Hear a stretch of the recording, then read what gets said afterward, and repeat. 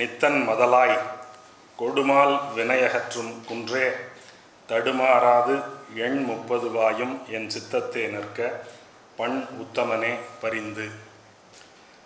வணக்கம் மரியாதைக்குரியவர்களே. பொதுவாக கடவுள் வாழ்த்தெல்லாம் சொல்லிவிட்டு பேச்சை ஆரம்பிக்கிற வழக்கம் எனக்கு கிடையாது. பொதுவாக சைவ மரபில் திருவருளாலும் குருவருளாலும் என்று சொல்லிவிட்டு பேச்சை ஆரம்பிக்கிற மரபு ஒன்று உண்டு. நான் அப்படி செஞ்சதில்லை. இந்த பாட்டு என்னுடைய உரைக்கான கடவுள் வாழ்த்து இல்லை.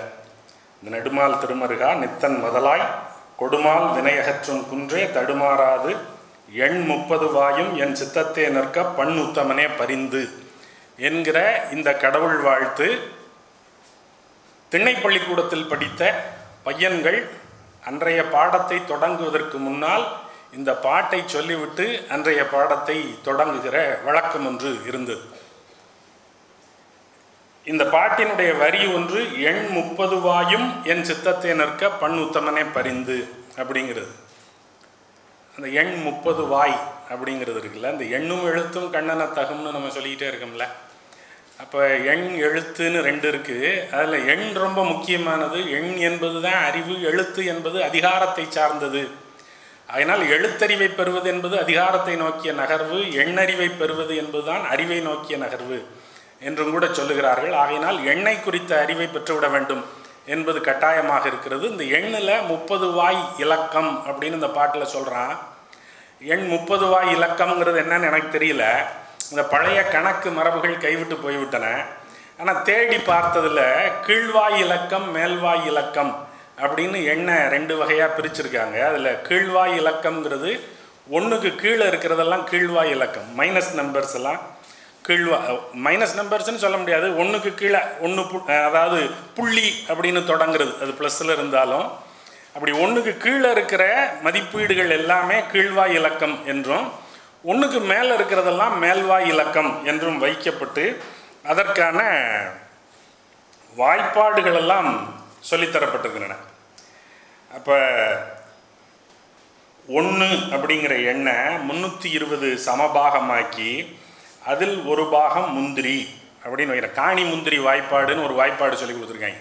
பழைய பெருசுகளையெல்லாம் கேட்டிங்கன்னா சொல்லுவாங்க காணி முந்திரி வாய்ப்பாடு. ரொம்ப வயசு கூடுதலாக இருக்கும். எங்கள் அப்பாவினுடைய வயசுக்கே அந்த பாட்டு காணி முந்திரி வாய்ப்பாடெல்லாம் தெரியாது. அவருக்கு 80 வயது ஆகுது. அப்போ 80க்கும் கூடுதலான வயது உள்ளவர்கள் யாரேனும் இருந்தால் ஒருவேளை இந்த காணி முந்திரி வாய்ப்பாடு என்ன என்பதை பற்றி உங்களுக்கு சொல்லக்கூடும். அப்போ அந்த 1 320 சமபாகம் ஆக்குனா 1 320 அப்படின்னா 0.003125 அப்படின்னு வருது. அப்போ இப்படி காணி, அரைக்காணி, முக்காணி, கால், அரை, முக்கால் வீசம் இப்படின்னெல்லாம் கணக்குகள் இருந்திருக்கு. ஒரு வாய்ப்பாடு வாய்ப்பாடை வச்சு ஒரு கணக்கு ஒன்று போடுறாங்க. ஒரு ஏக்கர் நிலம் இருக்குதுன்னு வச்சுங்க. இந்த 1 ஏக்கரை ஒரு பங்கை 3 பேருக்கு பங்கிடணும்னு வச்சுங்க. இதை வாய்க்கணக்காக ஒருத்தன் போடுறான்.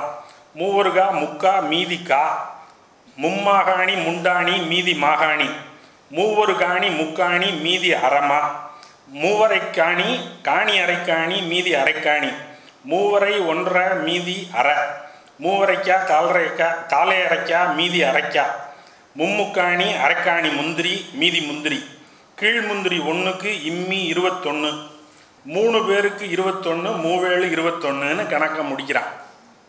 இது ஒரு வாய்ப்பாட்டாக அந்த கணக்கை அவன் சொல்கிறான்.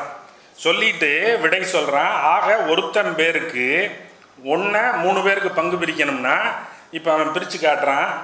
ஒருத்தன் பேருக்கு காலே மாகாணி, காணி அரைக்காணி, கீழ் அரையே அரைக்கால், முக்காணி முந்திரி, இம்மி 7 அப்படி பிரி அப்படின்னு கணக்கு சொல்கிறான். அப்போ இந்த இம்மி கணக்கு இருக்குல்ல, நம்ம இந்த இம்மி பெசகாத கணக்கு அப்படின்னு சொல்லிக்கிட்டே இருக்கோம்ல. இம்மி அப்படிங்கிறது என்ன மதிப்பு அப்படின்னா 1/10,75,200 அது இம்மி. அதுக்கடுத்தது மும்மின்னு ஒன்று இருக்குது. மும்மி அப்படிங்கிறது 1,02,36,54,400. அப்போ இம்மி கணக்கு வாய்ப்பாடாக போடுறான், மும்மி கணக்கு வாய்ப்பாடு போடுறான். நமக்கு இம்மியும் தெரியல, மும்மியும் தெரியல, நமக்கு மம்மி மட்டும்தான் தெரியுது. அப்புறம் சந்தனம் மற்றும் மஞ்சளின் குணம் மணக்கும் சந்தூர் சந்தூர் அப்படின்னு ஒரு விளம்பரத்தை போட்டுருவோம். அப்போ நோக்கம் வந்து கணக்கு வாய்ப்பாடு சொல்லி கொடுக்குறது இல்லை. எனக்கு கணக்கு வராது, எனக்கு சுத்தமாக கணக்கு வராது. எனக்கு கணக்கு வாத்தியார் 12ஆவதில் நான் மதுரையில் படித்தேன். மதுரையில் எனக்கு வந்த கணக்கு வாத்தியார் வந்து அவர் என்ன பண்ணுவார், இந்த வெக்டார் அது இதெல்லாம் நடத்துவார். எனக்கு அவர் சொன்னதில் வெக்டாருங்கிறது மட்டும்தான் ஞாபகம் இருக்குது. ஒரு நம்பரை போட்டு மேலே ஒரு அம்புக்குறியை போடுவாங்க, அது வெக்டார்னு எனக்கு தெரியும். அவர் போர்டை பார்த்து அது சொல்லிக்கிட்டே எழுதுவார். இந்த வெக்டார் அந்த வெக்டார் இஸ் ஈக்குவல் டு இதெல்லாம் சொல்லிக்கிட்டே எழுதுவார். அவர் என்ன நினச்சிக்கிறாரு, அப்படி சொல்லிக்கிட்டு எழுதினாலே அது சொல்லி கொடுத்ததா ஆயிரும் அப்படின்னு அவர் நினச்சிக்கிட்டு அந்த நம்பரை சொல்லிக்கிட்டே போர்டில் எழுதுறாரு. அந்த போர்டோட பேசிக்கிட்டு இருக்கிறது மாதிரி இருக்கும். அவர் திரும்பியே பார்க்க மாட்டார் எங்களையெல்லாம், போர்டோட பேசிக்கிட்டே எழுதுவார். அந்த போர்டும் கீச்சு கீச்சு கீச்சு கீச்சுன்னு அவரோட திரும்ப பேசும். நாங்கள் எல்லாரும் எங்களுக்குள்ளே பேசிக்கிட்டே இருப்போம். ஏன்னா எங்களுக்கு ஒன்றும் புரியாது. அவர் என்னமோ பேசிக்கிட்டு எழுதிக்கிட்டு இருக்காரு, சரி ரைட்டு அப்படின்னு எங்களுக்குள்ளே பேசிக்கிட்டு இருப்போம். அப்போ இந்த டஸ்டர்லாம் இப்போ இருக்கிற மாதிரி கட்டை டஸ்டர்லாம் கிடையாது. இந்த மூட்டை டஸ்டர்னு ஒன்று இருக்கும். அது தலகாணி மாதிரி, சின்ன குட்டி தலகாணி மாதிரி தச்சு வச்சுருப்பாங்க. அதை வச்சு தான் அழிக்கிறது. அது பூரா சாக் பீஸ் பவுடராக இருக்கும். அவர் கணக்கு எழுதி முடிச்சுட்டு திரும்புவார். நாங்கள் எங்களுக்குள்ளே சுவாரஸ்யமாக பேசிக்கிட்டு இருப்போம். அவர் கணக்கு எழுதி முடிச்சிட்டாரு அப்படிங்கிறது எங்களுக்கு தெரியாது. அப்போ எங்களில் யாராவது ஒருத்தன் மூஞ்சியை நோக்கி அந்த டஸ்டரை எறிவார். அந்த மூட்டை டஸ்டர் வந்து நம்ம மேலே விழுந்து அது மேக்கப் போட்டு விட்ட மாதிரி மூஞ்சி பூரா சுண்ணாம்பு பவுடராக ஆயிடும். எழுதிக்க அப்படின்னு ஒரு உருமுவார். அதுக்கப்புறம் அவர் எழுதுனதை பூரா நாங்கள் எழுதுவோம். எங்களுக்கு கணக்கு சுத்தமாக விளங்கலை. கணக்கில் நான் ரொம்ப குறைச்ச மார்க், 99 மார்க் தான் எடுத்தேன். இல்லை, நீங்கள் என்ன நினச்சிக்கிறீங்க, 100க்கு 99, நான்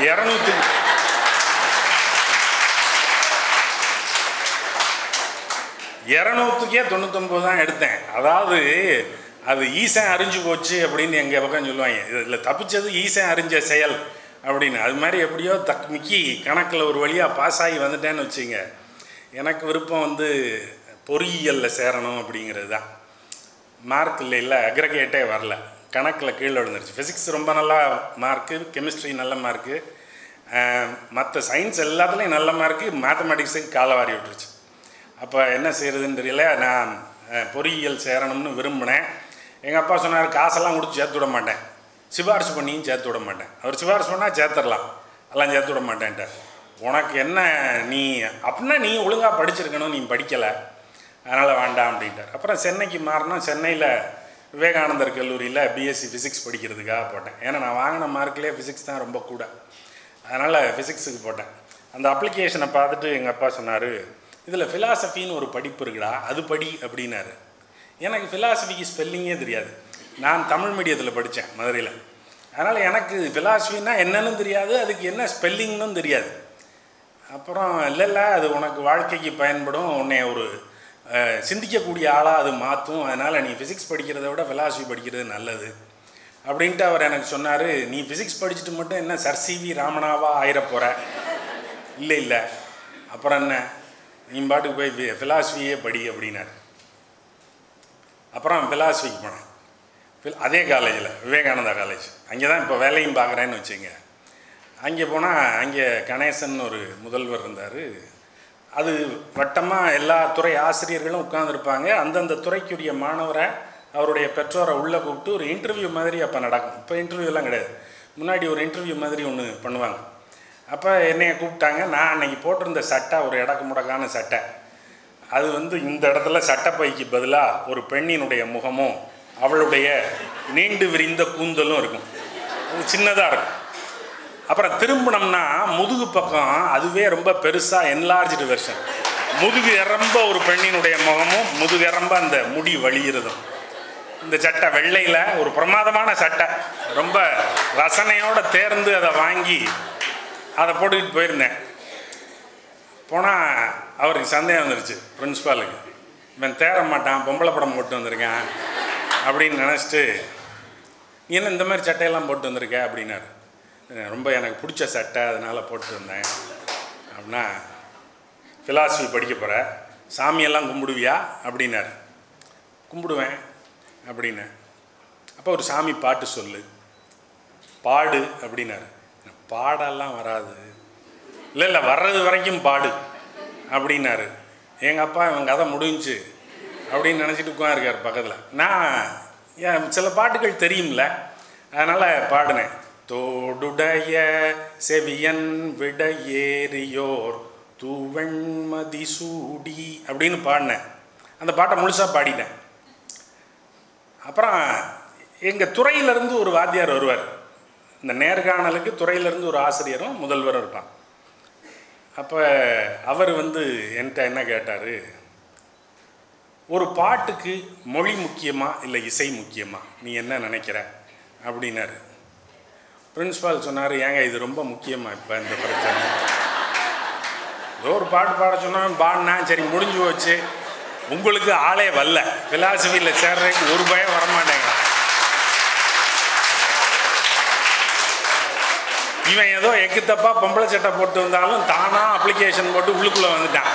வந்தவனை வாடா தம்பின்னு இழுத்து போட்டுக்குவீங்களா? அதை விட்டுவிட்டு பாட்டுக்கு இசை முக்கியமா இல்லை பாட்டு மொழி முக்கியமா?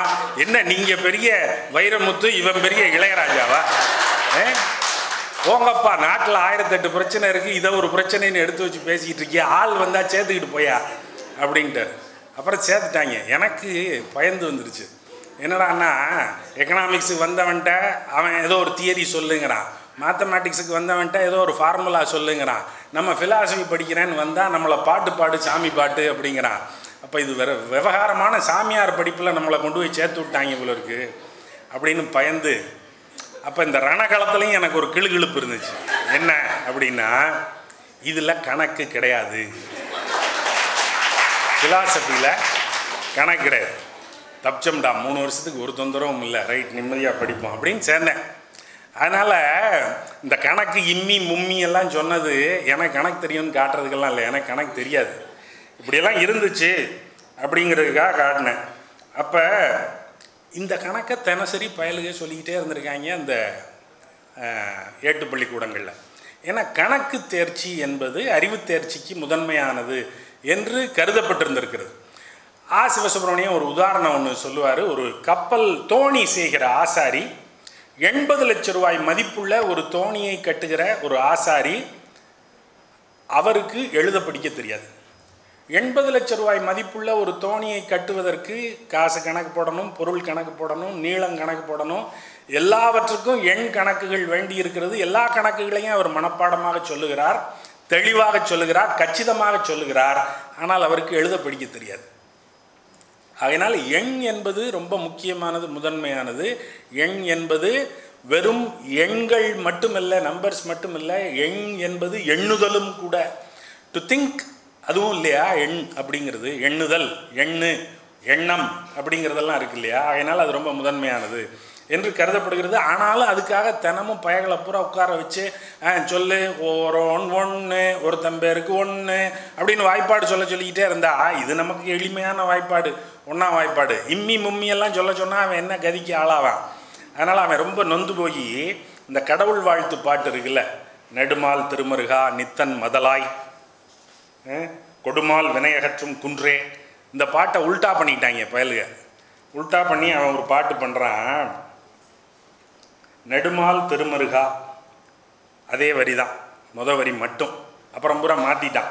நெடுமால் திருமருகா நித்த இந்த எழவா, ஏடு கிளியாதா, எழுத்தாணி ஒடியாதா, பாடா படுத்தும் இந்த வாத்தியார் சாகாரா, வைத்தறிச்சல் தீராதா அப்படின்னு பாட்டை மாற்றிட்டான். அதே மெட்டு வார்த்தைகளை மட்டும் மாற்றிட்டான் அவன். அதில் ஒரு நாங்கள் லாஜிக்கில் அளவையலில் சொரைட்டஸ் அப்படின்னு ஒன்று சொல்லுவோம், அடுக்கடுக்காக ஒரு நியாயத்தை அடுக்கிக்கிட்டே போகிறது. அது இருக்குது, ஆகையினால் இது இருக்குது, அது இல்லைன்னா இது இருக்குது அப்படின்னு அடுக்கிக்கிட்டே போகிறது. இவன் அந்த மாதிரி ஒரு அடுக்கு ஒன்று வைக்கிறான்.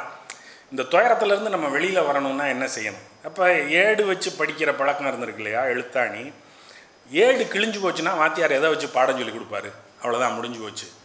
ஆனால் ஏடு இல்லைனாலும் 2வது ஏடு வச்சுருந்தாருன்னா, காப்பி வச்சுருந்தாருன்னா, அப்போ இந்த எழுத்தாணி ஒடிஞ்சு போச்சுன்னா வேறு எழுத்தாணி எடுத்துகிட்டு வருவார்ல. அப்போ ஒரே நிரந்தர தீர்வு இதுக்கு என்ன அப்படின்னா, வாத்தியார் செத்து போயிடணும். வாத்தியார் செத்துட்டார்னா நம்ம துயரமெல்லாம் தீந்துரும் அப்படின்னு.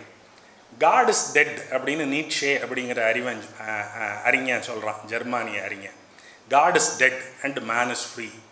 இந்த மனுஷன் சுதந்திர குறைச்சலாக இருக்கிறதுக்கு காரணம் கடவுள்னு ஒருத்தன் இருக்கிறது தான்.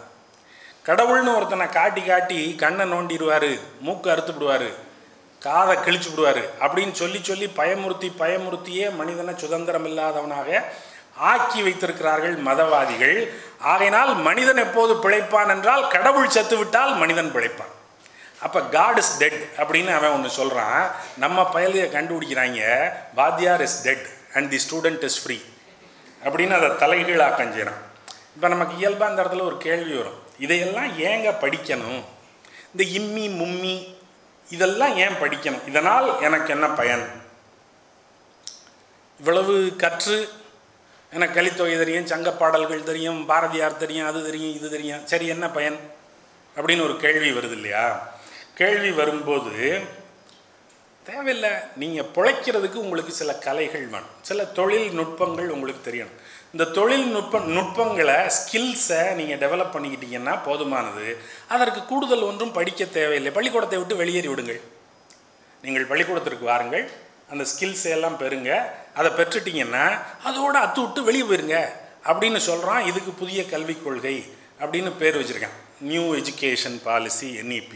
அவன் சொல்கிறது திரும்ப நீங்கள் எப்போ வேணால் வாங்க, எந்த இடத்துல எல்லா திறன்களையும் பெற்றுட்டேன்னு நினைக்கிறீங்களோ, பிழைக்கிறதுக்கு வயிற்றுப்பாட்டுக்கு தேவையான ஒரு நுணுக்கத்தை கற்றுக்கொண்டு விட்டேன் அப்படின்னு நீங்கள் உணர்கிற போது பள்ளிக்கூடத்தை விட்டு வெளியே போயிருங்க. எதுக்கு இங்கே உட்காந்து சாகுறீங்க? வெளியே போயிருங்க அப்படிங்கிறான். அப்போ அவன் சொல்கிறதே நமக்கு ஃப்ரம் காலேஜ் டு கார்பரேட் அப்படின்னு தான் சொல்லி கொடுக்குறான். நீங்கள் கல்லூரியிலிருந்து வெளியே காலை தூக்கி வச்சிங்கன்னா எங்கே வைக்கணும்னா கார்பரேட்டில் வச்சிடணும். நேராக கார்பரேட்டு தான். அப்போ அதுக்கு தோதா உங்கள் கல்வி திட்டங்களையெல்லாம் மாற்றுங்க அப்படின்னு சொல்லி போர்ட் ஆஃப் ஸ்டடீஸில் ஒரு கார்பரேட் நிறுவனத்தினுடைய உறுப்பினர் ஒருவரை போர்ட் ஆஃப் ஸ்டடீஸில் வையுங்கிறான். ஏன் வைக்கணும் அப்படின்னா அவர் சொல்லுவார், என்னுடைய நிறுவனத்தில் இன்னென்ன வேலைகளை செய்கிறோம், இன்னென்ன தயாரிப்பு வேலைகள் நடக்கின்றன, அதையெல்லாம் செய்வதற்கு எனக்கு ஆள் வேண்டும், அது வேண்டுமானால் உன்னுடைய மாணவனுக்கு இதை நீ சொல்லிக் கொடு அப்படின்னு அவன் சொல்லணும். எது இண்டஸ்ட்ரிக்கான தேவையுள்ள பாடம் அப்படின்னு அவன் தீர்மானிப்பான். அதை உங்கள் சிலபஸில் வைக்க சொல்லுவான். அதனால் அவனுக்கு ஒரு இடம் கொடுத்து போர்ட் ஆஃப் ஸ்டடீஸில் ஒரு இண்டஸ்ட்ரி ஆளை வைங்க, கார்பரேட் ஆளை வைங்க அப்படிங்கிறான். அவரை பாடம் நடத்துறதுக்கு கொண்டாந்து உள்ளே வச்சுக்கங்கிறான். அவர் பாடம் நடத்துவார். உனக்கு அந்த பாடம் நடத்த தெரியாதுல்ல, உனக்கு நீ வச்சிருக்கிற பாடங்களை நடத்த தெரியும். உனக்கு அந்த தொழில்நுட்ப பாடத்தை, தொழில் சார்ந்த தேர்ச்சியை தருகிற அந்த பாடத்தை உனக்கு நடத்த தெரியாது. ஆகினால அவரை வேலைக்கு வச்சுக்க, அவரை கூப்பிட்டு பாடம் நடத்த சொல்லு அப்படின்னு சொல்கிறான். இவையெல்லாம் இந்த புதிய கல்விக் கொள்கையினுடைய சாராம்சங்கள். அப்போ இதுதான் கல்வியினுடைய நோக்கமா அப்படிங்கிற கேள்வியை வச்சுக்கிட்டு உள்ளுக்குள்ளே போனோம்னா, வாட் இஸ் எஜுகேஷன் அப்படின்னு கேட்டால் அது ஒரு கண்டஸ்டட் கான்செப்ட். கல்வி அப்படிங்கிறது ஒரு ஒத்த கருத்தை தரக்கூடிய கருதுகோளாக இதுவரை நமக்கு முன்னால் வைக்கப்படவே இல்லை. நமக்கு ஒரு தமிழ் பாட்டு இருக்கு, எழுத்தறிய தீரும் இழிதகைமை தீர்ந்தான் மொழித்துறத்தின் முட்டறுப்பானாகும் மொழித்துறத்தின் முட்டறுத்த நல்லோன் முதல் நூல் பொருள் உணர்ந்து கட்டறுத்து வீடு பெறும் அப்படின்னு பாட்டு சொல்கிறான். எதுக்கு படிக்கணும் அப்படின்னா, எழுத்தறிய தீரும் இழிதகைமை. கை நாட்டு அப்படின்னு இழிவாக யாரும் சொல்ல மாட்டான். எந்த ஒன்றையும் அறிவதற்கும் புரிந்து கொள்வதற்கும் மற்றொருவரை சார்ந்து இருக்க வேண்டிய கட்டாயம் உங்களுக்கு வராது. Education will make you independent. நீங்கள் it will make you understand everything by your own self. நீங்களாகவே எல்லாவற்றையும் அறிந்து புரிந்து தெளிந்து கொள்கிற ஆற்றலை அது உங்களுக்கு வழங்கும். மொழித்தரத்தை உங்களுக்கு வழங்கும். மொழித்தரம் உங்களுக்கு கைவசப்பட்டு விளங்குகின்ற தன்மை உங்களுக்கு ஏற்படுமானால் உங்களுடைய விடுதலை உங்களுக்கு கைவசப்படும் என்று சொல்லுகிற பாட்டாக அந்த பாட்டு அமைகிறது. இது ஒன்றா. இன்னொரு பக்கம் பாருங்க, the task of education is to prepare young people for adult personal and social functioning, precisely to equip individuals with the knowledge and the skills apt for a personality satisfying, socially productive and economically productive life. கல்வியினுடைய நோக்கம் என்ன அப்படின்னா, உங்களுடைய வளர்ந்த நிலையில் ஒரு ஆளுமையாக உங்களை உருவாக்குவது. அப்போ அந்த ஆளுமையினுடைய பயன் என்ன அப்படின்னா, நீங்கள் அந்த பர்சனாலிட்டி உங்களுக்கு உருவாக்கப்பட்ட கல்வியினால் உங்களுக்கு உருவாக்கப்பட்ட அந்த ஆளுமை என்பது உங்களுடைய தனி தேவைகளை தீர்த்து வைப்பதாகவும், உங்களுக்கு தனிப்பட நிறைவு தருவதாகவும், பர்சனலி சாட்டிஸ்ஃபையிங் ஆகவும், சோஷியலி ப்ரொடக்டிவ் ஆகவும், சமூகத்திற்கு ஏதேனும் செய்து தருகிற, கைமாறு செய்கிற ஆற்றலுடையதாகவும் உங்களுக்கு பொருளாதார வளர்ச்சி நிலையை ஏற்படுத்தக்கூடியதாகவும் எக்கனாமிக்கலி ப்ரொடக்டிவாகவும் இருக்கிற ஒரு வாழ்வை ஏற்படுத்தி தருவதுதான் கல்வியினுடைய நோக்கம் அப்படின்னு அந்த வரையறை சொல்லுது. ஆனால் இது 3 இருக்குல்ல, பர்சனலி சாட்டிஸ்ஃபைங், தனிப்பட எனக்கு நிறைவு தருகிறது, சமூகத்திற்கு ஏதேனும் ஒரு வகையில் பயன்படுகிறது, அல்லது இல்லை அதனோடு பொருளாதார ரீதியாகவும் என்னுடைய சிக்கல்களை தீர்த்து வைக்கக்கூடிய திறன் உள்ளதாக கல்வி இருக்கிறது. 3 இருக்கு. இந்த 3 ஒன்றா கைகோத்து வரவே வராது. உங்களுக்கு தனிப்பட திருப்தி தருவதாகவும் பொருளாதார சிக்கல்களை தீர்த்து வைப்பதாகவும் சமூகத்திற்கு நிறைவு தருவதாகவும் உங்களுடைய கல்வி எந்த ஒன்றையும் எப்போதும் அமைத்து தராது. ரொம்ப சிக்கல். அது 3 அமைஞ்சு வர்றது வந்தால் நல்லது, ஆனால் வர்றது ரொம்ப சிரமம். ஒரு உதாரணத்துக்கு ஐடியில் உங்களுக்கு ஒரு வேலை கிடைக்குதுன்னு வச்சுங்க. ஐடியில் வேலை கிடைக்கிறது தேவையான பணத்தை உங்களுக்கு வழங்கும், போதும் என்று சொல்லுகிற பணத்தை உங்களுக்கு வழங்கும். ஆனால் தனிப்பட அது உங்களுக்கு நிறைவு தருவதாக இருக்கிறதானா? என்னடா போட்டு புழிஞ்சு எடுக்கிறாங்க, எல்லா நாளும் வேலை பார்க்க சொல்கிறான், ராத்திரியெல்லாம் வேலை பார்க்க சொல்கிறான், டார்கெட்டுன்னு ஃபிக்ஸ் பண்ணிடுறான், அதை முடிக்கிறது வரைக்கும் உருண்டு புரண்டு வேலை பாருங்கிறான், ஐயோ சக்கையாக போயிடுவோம் போல இருக்கே என்று நினைக்கிற அளவிற்கு அது பர்சனலி சாட்டிஸ்ஃபையிங்காக இல்லை. அப்போ எக்கனாமிக்கலி பெனிஃபிஷியல், ஆனால் பர்சனலி சாட்டிஸ்ஃபையிங்கானா இல்லை. சரி, நீங்கள் என்ன நல்லா சரக்கை போட்டு நல்ல பிள்ளைகளோட கும்மாளை அடிச்சுட்டு சௌக்கியமாக இருக்கேன் நான் பாட்டுக்கு, அதுக்கு எனக்கு பணமும் வசதியும் வாய்ப்புகளும் இருக்குன்னு அப்படின்னு நீங்கள் நினச்சிங்கன்னா அது ஒருவேளை பர்சனலி சாட்டிஸ்ஃபையிங்காக இருக்கக்கூடும், ஆனால் அது சோஷலி ப்ரொடக்டிவாக இருக்காது. சமூகம் உங்களுடைய இந்த ஆட்டம் போடுகிற ஒரு மைனர் அப்படின்னு தான் அது சொல்லுமே ஒழிய, அடங்காப்பிடாரி அப்படின்னு சொல்லுமே ஒழிய ஏற்புடைய ஆளுமை என்று சமூகம் உங்களை கொள்ளாது. அப்போ இது இருந்தால் அது இல்லை, அது இருந்தால் இது இல்லை, இது சிக்கலாக இருக்கு. இப்போ ஒரு உதாரணத்துக்கு கல்வி எதுக்குங்கிற கேள்வியிலிருந்து தானே தொடங்கணும். கல்விங்கிறத வச்சுட்டு வேறு ஏதானு ஒன்றை எடுத்து அதில் பிரதியிட்டு பார்க்கலாம். இப்போ டான்ஸுன்னு ஒன்று இருக்குது, ஆட்டம் ஆடுங்கலை. டான்ஸ் எதுக்கு, கல்வி எதுக்குன்னு கேட்குறது மாதிரியே டான்ஸ் எதுக்கு அப்படின்னு ஒரு கேள்வி கேட்குறோம்னு வச்சுங்க. ஆட்டம் எதுக்கு அப்படின்னா, இப்போ 2 மரபுகள் இருக்குது. 2 மரபுகள்லேருந்து ஒரு சான்றுக்காக இந்த 2 மரபுகளை எடுத்துக்கிட்டு இந்த கேள்விக்கு விடை காண முயல்வோம்.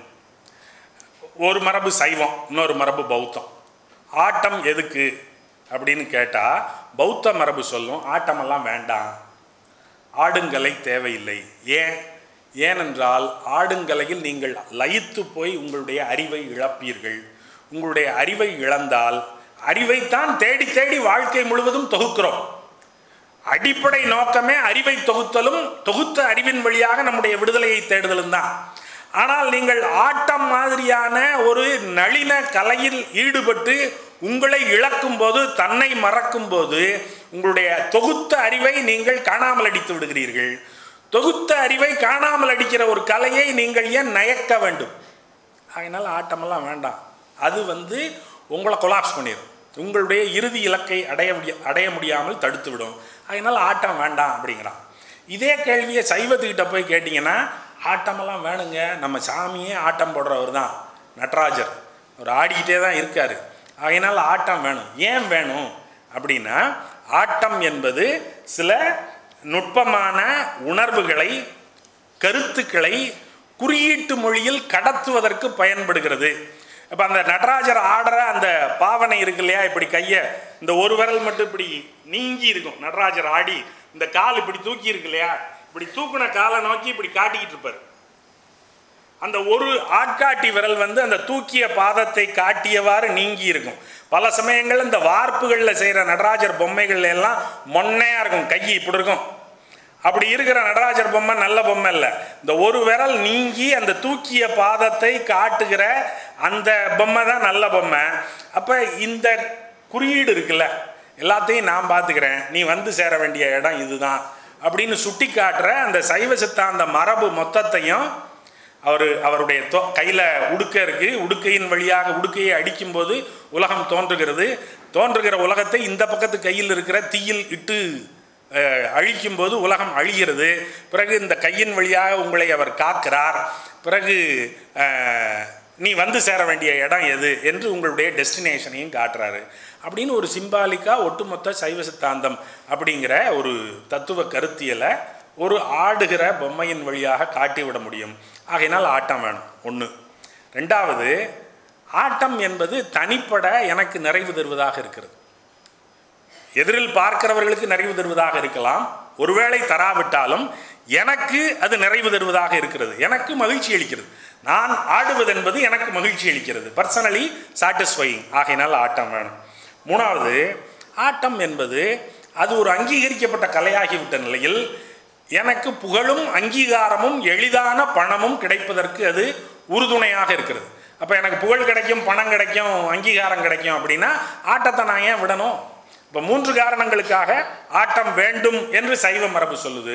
ஆனால் ஆட்டம்ங்கிறத இந்த 3 காரணங்களுக்குள் மட்டும் அடக்கி விட முடியுமா அப்படின்னு நீங்கள் வரலாற்றுக்குள்ளே போய் ஆட்டத்தினுடைய வரலாற்றை தோண்டி பார்த்தீங்கன்னா அது பெருசாக விரியுது.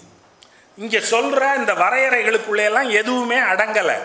வரலாற்றை தோண்டும் போது அதில் ஏகப்பட்ட வில்லங்கங்கள் வெளிப்படுகின்றன. காட்டுக்கு ஒன்று சொல்கிறேன்.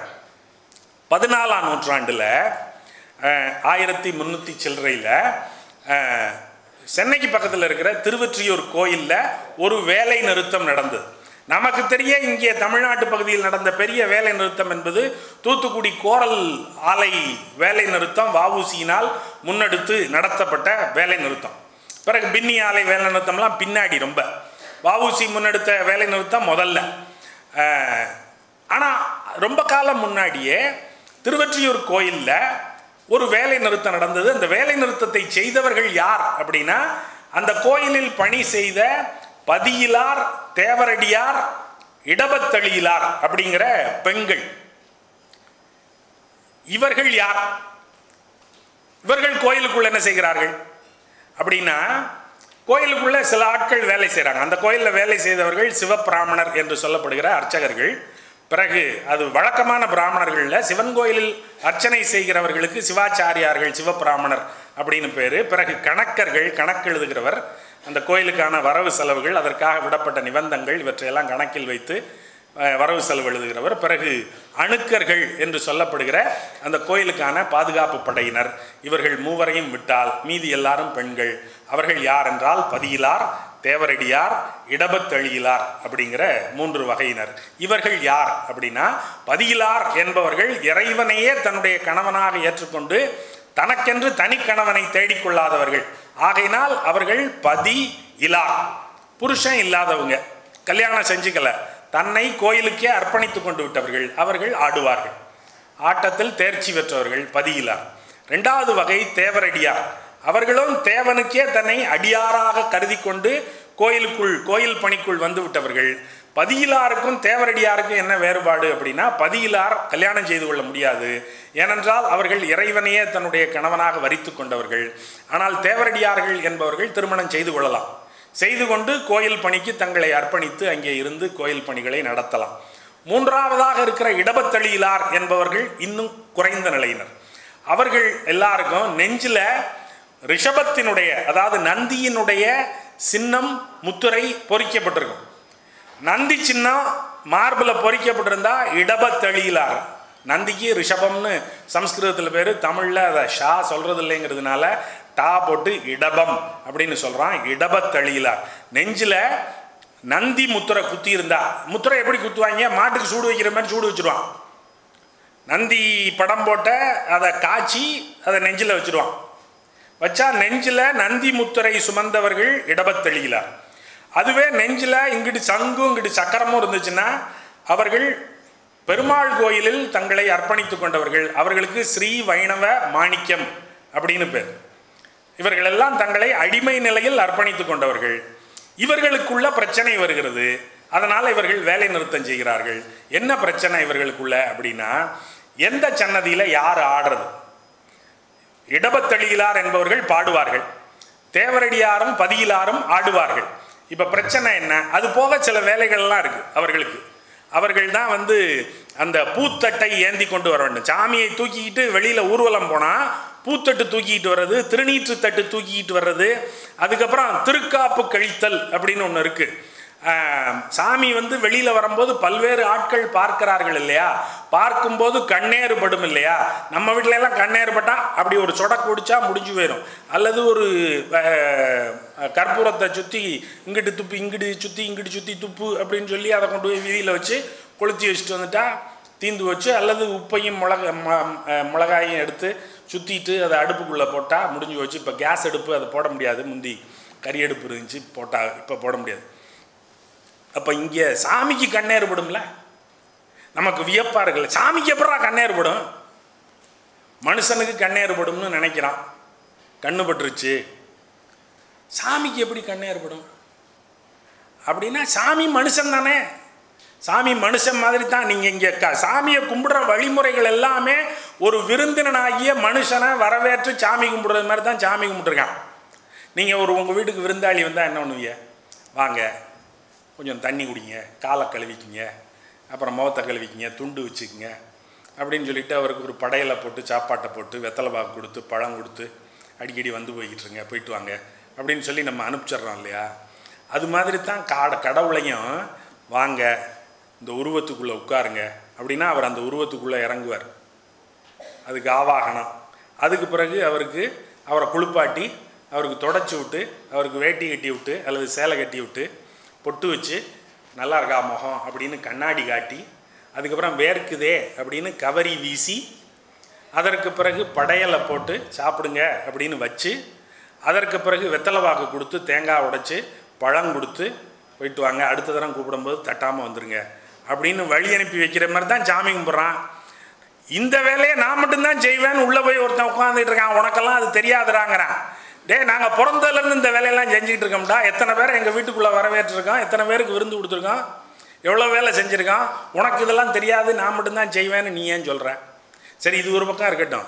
இப்போ இந்த இடபத்தளியிலார் தேவரடியார் இந்த கதைக்கு வந்தோன்னா என்ன பிரச்சனை அப்படின்னா, எந்த சன்னதியில் யார் ஆடுறது அப்படிங்கிறது ஒரு பிரச்சனை. இந்த வேலை பங்கீட்டை எப்படி வைத்துக்கொள்வது? திருவலகிடுதல், திருமெழுக்கிடுதல், தளிகை விளக்கு அப்படின்னு 3 வேலை எக்ஸ்ட்ரா இருக்குது. திருவலகிடுதல்னா கோயிலை கூட்டுறது, திருமெழுக்குனா கோயிலை மொழுகிறது, திருவிளக்கு அப்படின்னா தளிகை விளக்கு அப்படின்னா நீங்கள் அன்னைக்கு சமையலுக்கான நெல் குத்துறது, அரிசி புடைக்கிறது, சட்டி பாத்திரம் கழுவுறது, இதெல்லாம்.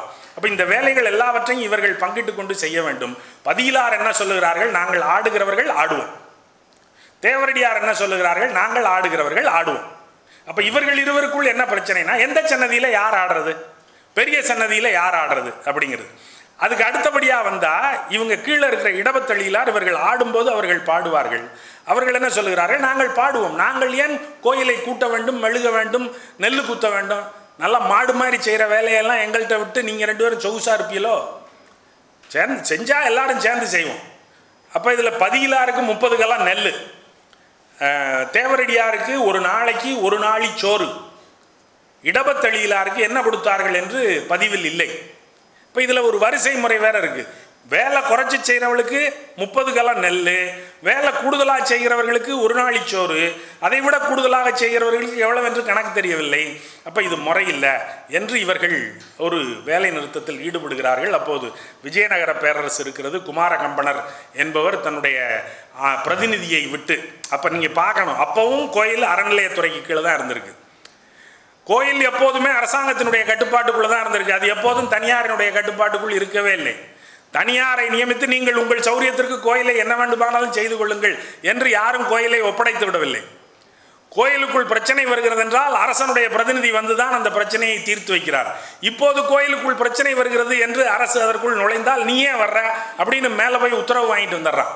இவனையெல்லாம் கோயிலுக்குள்ளே விடக்கூடாது அப்படின்னு உத்தரவு வாங்கிட்டு வந்துடுறான்.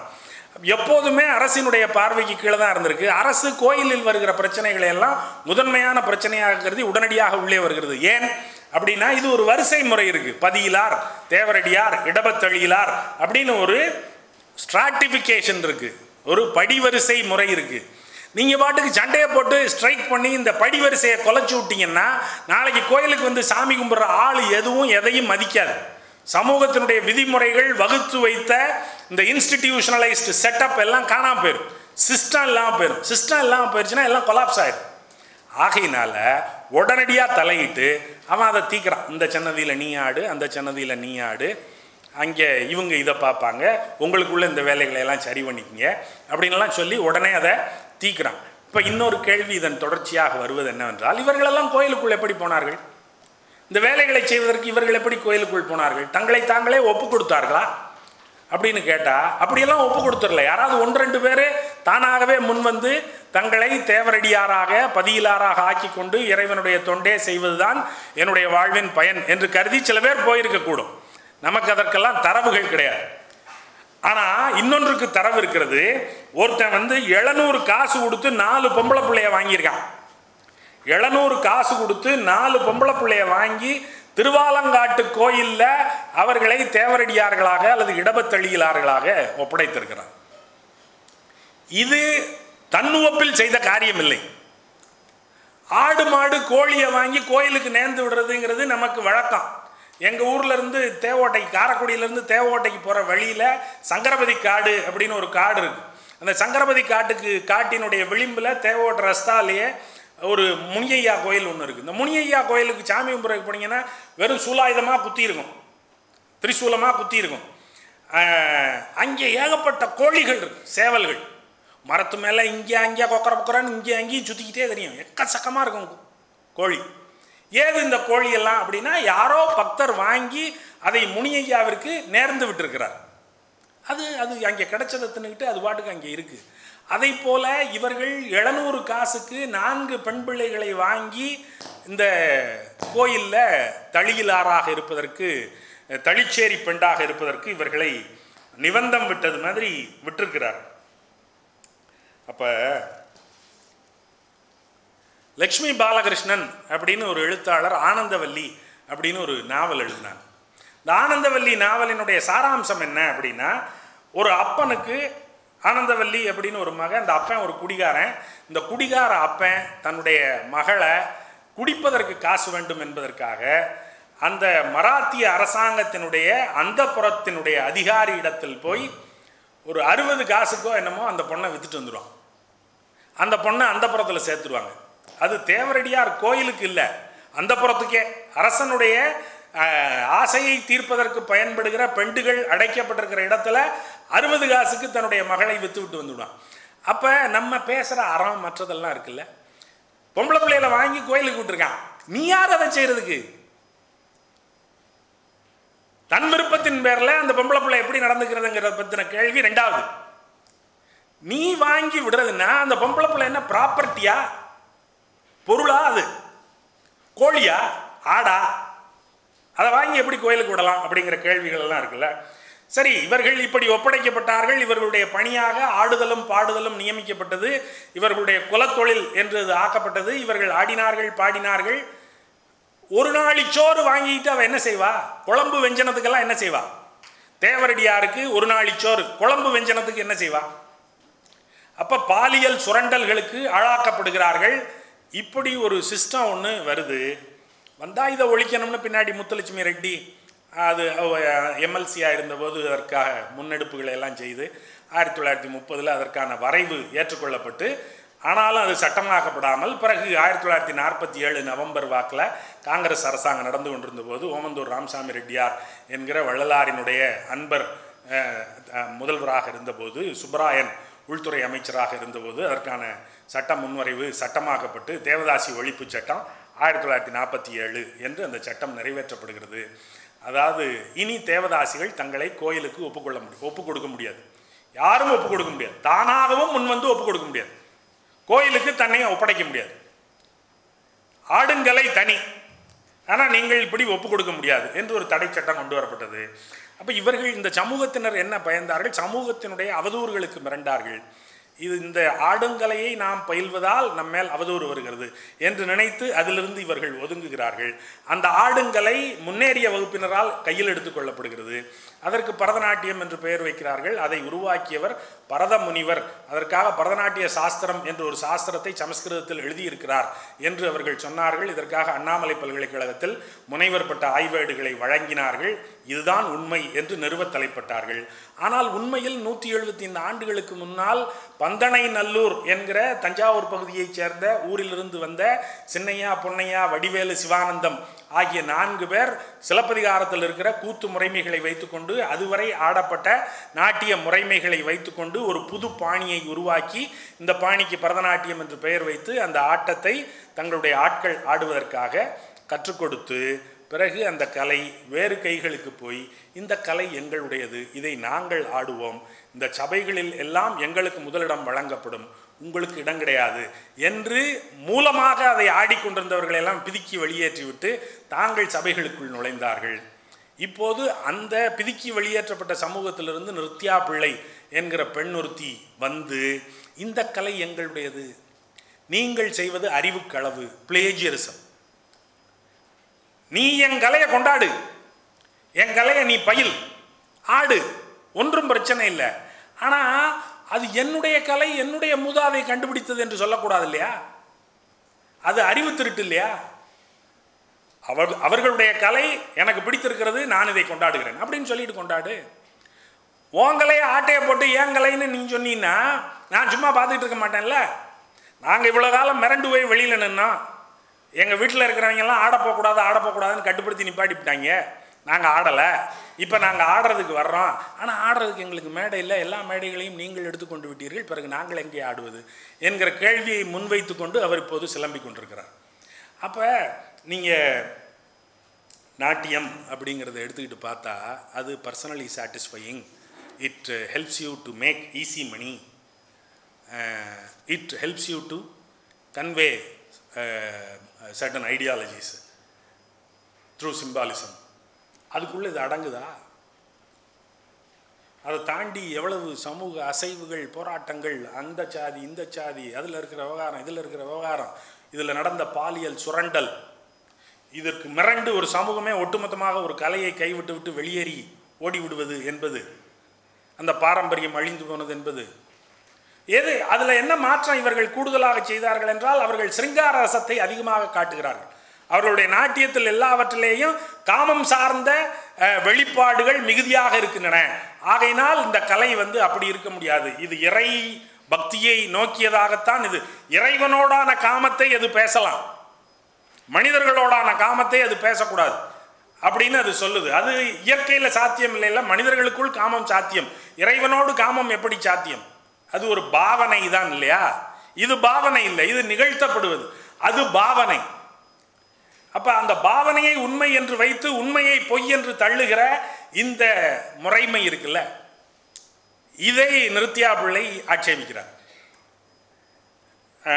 இப்படி ஹைஜாக் பண்றது, இதன் தொடர்ச்சியாக அண்மையில் நடந்த சிக்கல் ஒன்று, டி.எம். கிருஷ்ணா என்கிற கர்நாடக இசை பாடகருக்கு சங்கீத கலாநிதி விருது வழங்கப்பட்டது மியூசிக் அகாடமியினால். அது ரொம்ப புகழ்பெற்ற விருது கர்நாடக இசை உலகில். அந்த விருதை அவருக்கு கொடுத்ததற்காக ரஞ்சனி, காயத்ரி என்கிற இரு பெண்கள் கண்டனம் தெரிவித்தார்கள். அதைத் தொடர்ந்து கர்நாடக இசை உலகினுடைய பல்வேறு இசை ஆளுமைகளும் கண்டனம் தெரிவிக்கிறார்கள். ஏன் கண்டனம் தெரிவிக்க வேண்டும் அப்படின்னா, டி.எம். கிருஷ்ணா கர்நாடக இசையை குறித்து விமர்சனங்கள் வைத்தார். அவர் பெரியாரை சிறப்பித்து சிந்திக்க சொன்னார் பெரியார் என்று அவர் கர்நாடக இசையை பயன்படுத்தி பெரியாரினுடைய கருத்தை பேசுகிறார், பாடுகிறார். கிறிஸ்துவையும் அல்லாவையும் கர்நாடக இசையை கொண்டு பாடுகிறார். எப்படி நீங்கள் அந்நிய சாமிகளுக்கு கர்நாடக இசையை பயன்படுத்தலாம்? பிறகு அவர் மிருதங்கம் செய்வதற்கு பசுத்தோல் பயன்படுத்தப்படுகிறது என்பதை குறித்து ஆய்வு செய்து எழுதுகிறார், இழிவு செய்கிறார். இந்த பிரிண்ட் அப்படிங்கிற ஒரு பத்திரிகையில் அதுக்கு தலைப்பு எப்படி போட்டான்னா, how T M. Krishna got into the skin of the Carnatic music அப்படின்னு, skin under the Carnatic music, கர்நாடக இசையின் தோலுக்கு கீழ் டி.எம். கிருஷ்ணா புகுந்தது எப்படி? அவர் அதுக்குள்ளே தான் புகுறார். மிருதங்கம் செய்வதற்கு மிருதங்கத்தை எல்லா இசைக்கலைஞர்களும் பயன்படுத்துகிறார்கள். அவர்களெல்லாம் பசுக்கொலை, பசுமாமிசம், பசு வதை முதலியவற்றையெல்லாம் எதிர்க்கிறவர்கள். ஆனால் அவர்கள் வாசிக்கிற மிருதங்கத்தினுடைய மூடியாக போடப்படுவது, அதற்கு தோலாக பயன்படுத்தப்படுவது என்பது பசுவினுடைய தோல். இது முரண் இல்லையா? அந்த இசைக்கலைஞர்கள் அவர்கள் எல்லாரும் தலித் கிறிஸ்தவர்கள். அவர்களுக்கு கர்நாடக இசை உலகில் கொடுக்கப்பட்ட அங்கீகாரம் என்ன, அவர்களுக்கு வழங்கப்பட்ட இடம் என்ன என்பவற்றையெல்லாம் கேள்வியாக்குகிறார். கேள்வியாக்குகிற போது பாரம்பரியமான கர்நாடக இசை உலகம் கொந்தளிக்கிறது, இவருக்கு கொடுத்தது பிழை என்று சொல்லுகிறது. இவர் கிறிஸ்தவ சாமியை நம்முடைய கர்நாடக இசையை கொண்டு எப்படி பாடலாம் என்று ஆட்சேபிக்கிறார்கள். பாடினா என்ன, ஒரு வடிவம் தானே இது. A+B ஹோல் ஸ்கொயர்னு போட்டால் ஏங்கிற இடத்துலையும் பிங்கிற இடத்துலையும் நீங்கள் எந்த நம்பரை போட்டாலும் போடலாம்ல. இந்த நம்பரை மட்டும்தான் போடணும், அந்த நம்பர்லாம் எப்படா போடுவேன் அப்படின்னு கேட்கக்கூடாதுல்ல. இளையராஜா திருவாசகத்திற்கு இசையமைத்த போது தேவாலயத்தில் வாசிக்கப்படுகிற சர்ச் மியூசிக்கை வச்சு தானே திருவாசகத்துக்கு இசையமைச்சார். இப்போது அன்பின் பெருவழி என்கிற பெயரில் ஷான் ரோல்டன் என்கிற இசையமைப்பாளரும் சஞ்சய் சுப்பிரமணியம் என்கிற கர்நாடக இசை பாடகரும் வள்ளலாரினுடைய பாடல்களை எல்லாம் உலகம் முழுவதும் கொண்டு செல்ல வேண்டும் என்பதற்காக உலகத்தின் பல்வேறு பகுதிகளிலும் இயங்கி வருகிற இசை வடிவங்களில் வள்ளலாரின் பாடல்களை பொருத்தி அதை இசை வடிவமாக ஆக்குகிறார். வள்ளலாரின் பாடலை நாம் எப்படி பாடுவோம் என்றால் நம்முடைய மரபிசைப்படி பாடுவோம். அது நம்முடைய மரபிசைக்கு உகந்தது. ஆனால் உலகம் முழுவதும் வள்ளலாரினுடைய பாடல் போய் சேர வேண்டும் என்றால் அது உலகம் முழுவதும் பரவலாகி இருக்கிற வெவ்வேறு இசை வடிவங்களுக்குள் கொண்டு செல்லப்படுவது அவசியம் இல்லையா என்கிற கருத்தில் வெவ்வேறு இசை வடிவங்களை எடுத்து அதற்குள் வள்ளலாரினுடைய பாடல்களை போடவில்லையா? கர்நாடக இசைக்குள் கிறிஸ்துவை போட்டால் அல்லது அல்லாவை போட்டால் அது என்ன குற்றமா? அப்போ எந்த சிந்தனையும் இல்லாமல் இவற்றையெல்லாம் மறுதலிப்பது என்பதும் இவற்றையெல்லாம் எதிர்ப்பது என்பதும் ரொம்ப கோளாறு இல்லையா? அப்போ எதையோ பெறுவதற்காக, பணம் முதலியவற்றை பெறுவதற்காக, புகழ் அங்கீகாரம் முதலியவற்றை பெறுவதற்காக, அல்லது என்னுடைய தனிப்பட்ட இன்பத்திற்காக அப்படின்னு ஒன்றை வரையறுத்தா அதை தாண்டி எவ்வளவோ விவகாரங்களுக்குள்ள அது போகுது. அதே மாதிரி இன்னொரு கேள்வியையும் வச்சுக்குவோம். இன்னொரு உதாரணம், டான்ஸ் எதுக்கு? நம்ம கல்வி எதுக்குன்னு கேட்குறதுக்கு பதிலாக இந்த கேள்விகளை எல்லாம் கேட்டுக்கிட்டு இருக்கோம். டான்ஸ் எதுக்கு? இப்போ அடுத்தது செக்ஸ் எதுக்கு அப்படின்னு ஒரு கேள்வியை வச்சோன்னு வச்சுங்க. காமப்புணர்ச்சி எதற்கு அப்படின்னு ஒரு கேள்வியை வச்சோம்னா, காமப்புணர்ச்சி என்பது அடுத்த தலைமுறையை உருவாக்குது, பிள்ளை பேற்றுக்கு, ரீப்ரொடக்ஷன் அப்படின்னு எளிதாக சொல்லிடும். திருமணத்தினுடைய நோக்கம் என்ன அப்படின்னா, திருமணத்தினுடைய நோக்கம் ரீப்ரொடக்ஷன் அப்படின்னு இவ்வளோ நாள் சொல்லிக்கிட்டு இருந்தோம். ஆனால் அந்த வரையறை இப்போ பொருந்தலை இல்லை. LGBTQ அப்படின்னு ஒரு வகையறா வந்திருக்கிறது. Lesbian, K, queer, third gender அப்படின்னு ஒரு வகையறா வருது. இவர்கள் பிள்ளை பேறு அடைய முடிந்தவர்கள் இல்லை. இவர்களுக்கு பிள்ளை பிறக்காதுல்ல. இவர்களும் காமம் தூய்க்கிறார்கள் இல்லையா? அப்போ இவர்கள் திருமணம் செய்து கொள்வது என்பது அல்லது இவர்களுக்கு காமம் என்பது வழங்குகிற பெருமதி என்ன, விளைவிக்கிற பயன் என்ன அப்படின்னு கேட்டால், இவ்வளவு நாள் சௌகரியமாக ரீப்ரொடக்ஷன் சொல்லிக்கிட்டு இருந்தோம், பிள்ளைப்பேறு, குடும்பம், வம்சவிருத்திக்காக அப்படின்னு சொல்லிக்கிட்டு இருந்தோம். இப்போ வம்சவிருத்தி இல்லை இல்லை, வம்சவிருத்தி ஆகாது. இந்த வகைரால், இந்த வகைரால் ஆகும், இந்த வகைரால் ஆகாதில்ல. அப்போ கல்யாணம் என்பதை பற்றிய வரையறைகள் மாறுகின்றன இல்லையா? இப்போ இந்த வகையரா இவங்க என்ன சொல்கிறாங்க, எங்களுக்கு திருமணம் செய்து கொள்கிற உரிமையை வழங்குங்கள் அப்படின்னு உச்சநீதிமன்றத்தில் வழக்கு தொடுத்தார்கள். ஒன்றா சேர்ந்து இருந்தால் இருந்து கும்மி அடிச்சுக்கிட்டு போங்கடா, எதுக்குடா கல்யாணம்லாம் பண்ணிக்கணும்னு கேட்குறிய? ஆம்பளையும் பொம்பளையும் கல்யாணம் பண்ணால் பிள்ளை பெறுவாங்க, நியாயம். நீ கல்யாணம் பண்ணி என்ன பண்ண போகிற? கும்மாளம் போட போறிய? கும்மாளம் அடிச்சுக்குங்க, அதுக்கு எதுக்கு கல்யாணம் பண்ணிக்கணும்னு கேட்குறிய அப்படின்னு அந்த சமூகம் அவர்களை பார்த்து கேட்டது. இவர்கள் அதற்கு சொன்னார்கள், நாங்கள் இதில் கணவராக ஒருவர் இருப்பார், மனைவியாக ஒருவர் இருப்பார். ரெண்டு பேரும் ஆணாக இருக்கலாம், ரெண்டு பேரும் பெண்ணாக இருக்கலாம், ரெண்டு பேரும் தேர்ட் ஜெண்டராக இருக்கலாம், அல்லது ஆணும் தேர்ட் ஜெண்டருமா இருக்கலாம், அல்லது தேர்ட் ஜெண்டரும் பெண்ணுமாக இருக்கலாம். இது எப்படி வேணாலும் இந்த காம்பினேஷன் நடக்கலாம். இதில் ஒருவர் கணவராக இருப்பார், இன்னொருவர் மனைவியாக இருப்பார். ஒரு பேச்சுக்கு இப்போ நான் செத்து போயிட்டேன்னா என் சொத்தெல்லாம் என்கிட்ட ஏதாவது இருந்துச்சுன்னா அதெல்லாம் என் பொண்டாட்டிக்கு போகும், இல்லைன்னா என் பிள்ளைகளுக்கு போகும். இப்போ இந்த LGBTQவில் இருக்கிறவங்க ரெண்டு பேர் ஒன்றா சேர்ந்து இருந்தாங்க அப்படின்னா அதில் ஒருத்தர் செத்து போயிட்டா அவருடைய சொத்து யாருக்கு போகும்? சக்சஷன் யாருடையது? ஏன்னா இவர்களுடைய திருமணம் அங்கீகரிக்கப்பட்ட திருமணம் இல்லை, அது சட்டமுறைமையினால் அங்கீகரிக்கப்பட்டதில்லை. இவர்கள் தனி மனிதர்கள் என்றுதான் சட்டம் கருதுகிறது. ஆகையினால் அவர் செத்தால் அவருடைய காசு இவருக்கு போகும் என்பதற்கு எந்த உறுதியும் கிடையாது. இந்த உறுதியை பெறுவதற்காக அவர்கள் அதை நீதிமன்றத்தில் கேட்கிறார்கள். நாங்கள் எங்களுடைய சக்சஷனுக்காகவும் மற்ற அடாப்ஷனுக்காகவும் நாங்கள் ரெண்டு பேரும் எங்களுக்கு பிள்ளை பெற்றுக்கொள்ள முடியாது. அப்போ நாங்கள் இருவரும் சேர்ந்து ஒரு பிள்ளையை தத்தெடுத்துக் கொள்கிறோம். இப்போ இந்த பிள்ளைக்கு அவர் அப்பா, நான் அம்மா என்று வைத்துக் கொள்கிறோம். இப்போ இதில் இவர் செத்து போயிட்டார்னா அவருடைய பிள்ளை என்று அந்த பிள்ளையை யார் அங்கீகரிப்பார்கள்? இந்த சட்டப்பூர்வ அங்கீகாரம் எப்படி வரும்? அடாப்ஷனும் பிரச்சனை, சக்சஷனும் பிரச்சனை. அப்போ இதை நீங்கள் அங்கீகரிங்க அப்படின்னு சொல்கிறோம். எப்படி அங்கீகரிக்கிறது? ஸ்பெஷல் மேரேஜ் ஆக்ட் அப்படின்னு ஒரு ஆக்ட் இருக்குது, சிறப்பு திருமண சட்டம். இந்து திருமண சட்டம்னு இருக்குது, இஸ்லாமிய திருமண சட்டம் இருக்குது, ஸ்பெஷல் மேரேஜ் ஆக்ட் இருக்குது. அப்போ அந்த ஸ்பெஷல் மேரேஜ் ஆக்டுங்கிறது இந்து திருமண சட்டம், இந்து மரபுகளின்படி கட்டுப்படுத்தப்படுவது. ஸ்பெஷல் மேரேஜ் ஆக்டுங்கிறது it is not controlled administrate by religion, instead it is being administrate by the state. அது அரசாங்கத்தினால் விதிமுறை வகுத்து நடத்தப்படுவது. ஸ்பெஷல் மேரேஜ் ஆக்டுக்கு கீழே நீங்கள் திருமணம் செய்து கொண்டால் எந்த மத நிறுவனத்தின் அங்கீகாரத்தையும் நீங்கள் பெற வேண்டியதில்லை. அரசாங்கம் உங்களுடைய திருமணத்தை அங்கீகரித்தால் போதுமானது. அப்போ அதில் என்ன இருக்குது அப்படின்னா, ஒரு ஆணும் பெண்ணும் திருமணம் செய்து கொள்ளும் போதுன்னு இருக்குது. இப்போ இவங்க என்ன கேட்குறாங்க அப்படின்னா, ஆணும் பெண்ணுங்கிறத மாற்றிருங்க, கணவனும் மனைவியும்னு போடுங்க.